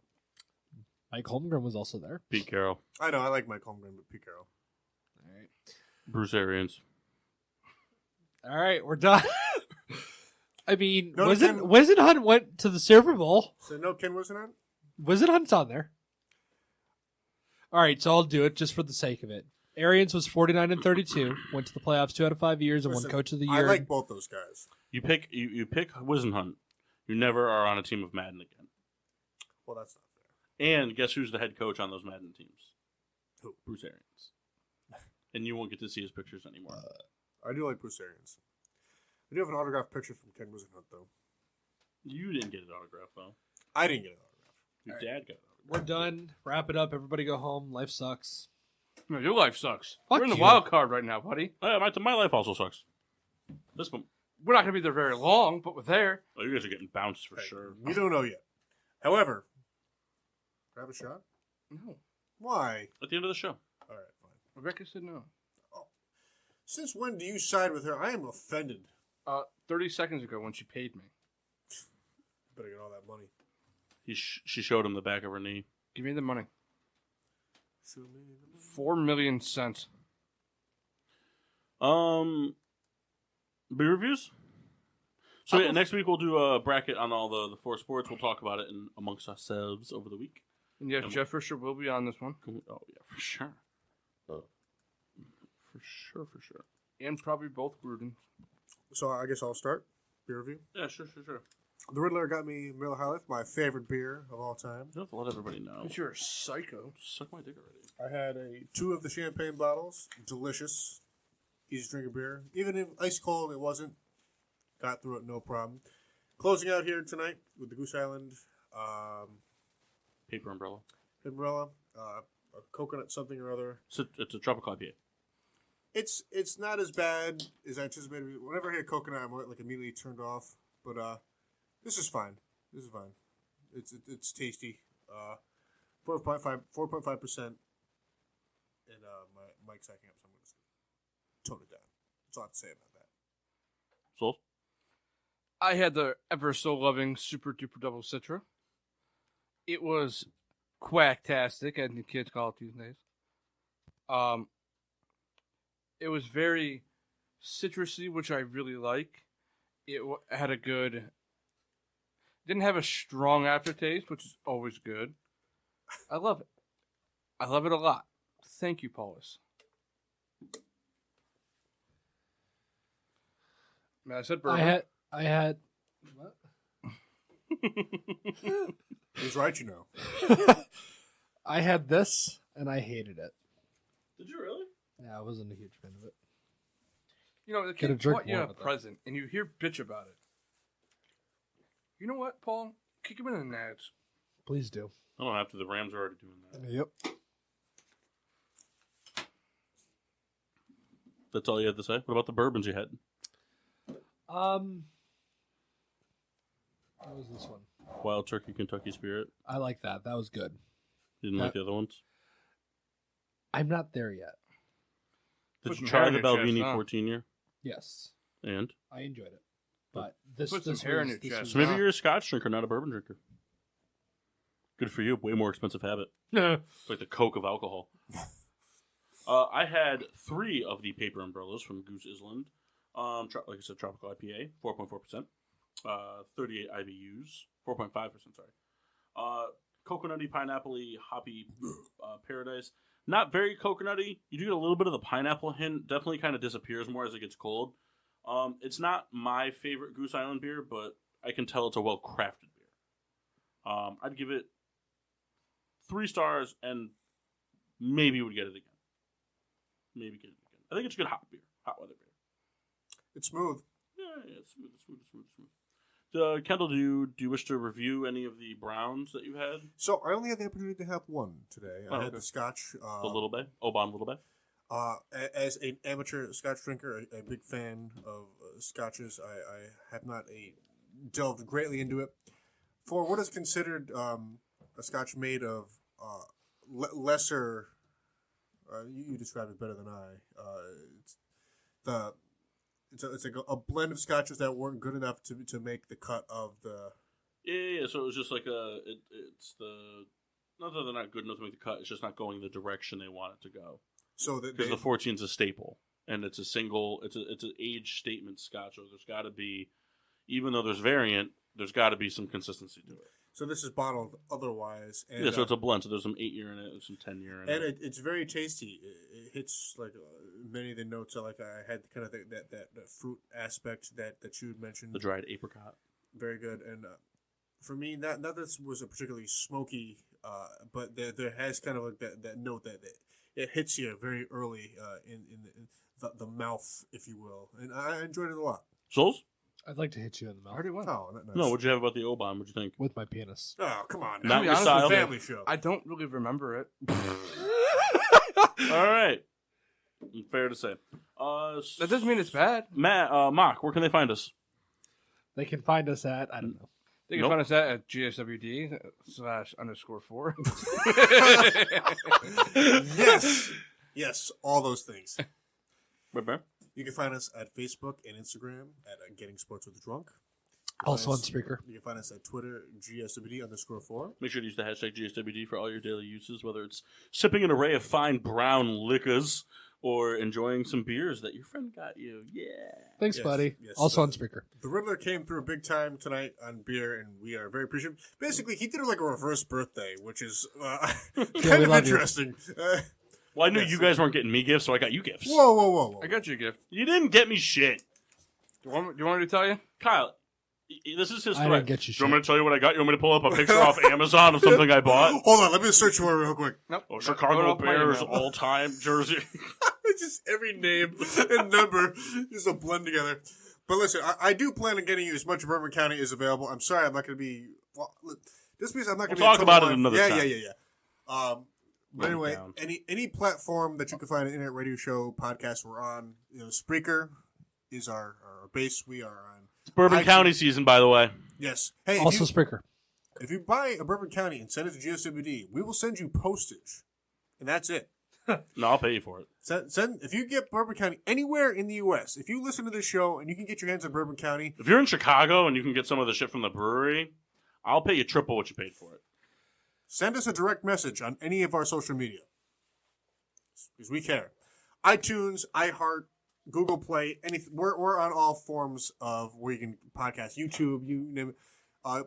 YouTube, our page is coming live again very soon. We have some content on the way, so be on the looks for that as well. The Ravens knocked Rudolph out, or knocked him unconscious. The Browns knocked him on his head. The Bengals knocked him out of a job. There you have it. And I believe I'm just telling them this now. We're gonna shoot for January 11th for our first YouTube video. That's not true. Got Not- some time. I'm not doing outside shit in January. Doesn't have to be outside. You remember that? All right, we're going to do a 30 rack competition. Remember the Drinking games. Nike commercial, snow day commercial? Yeah. We could do that. Nope. We have Fine, some but you're drinking Ndamukong challenges. Suh. Oh, I'm Rob Gronkowski. All right. Well, thank you for tuning in to another live episode of Getting Sports with Drunk. We hope you enjoy your Thanksgiving if you celebrate. If not, enjoy your Thursday. And we'll be live next week for the first episode in December. We're getting to Christmas season. Yeah. Winter meetings in 2 weeks. We're also going to be picking names out of a hat next week for Getting Sports with Drunk Secret Santa. That's a thing? It is now. But yeah, make sure to tune in every Monday for live fun stuff here on Getting Sports with Drunk. Until next time, I'm your host, Cupcake the Riddler. Nope. Big ball of souls. I'm your boy Benny Frank. So happy. And I'm the Red Baron.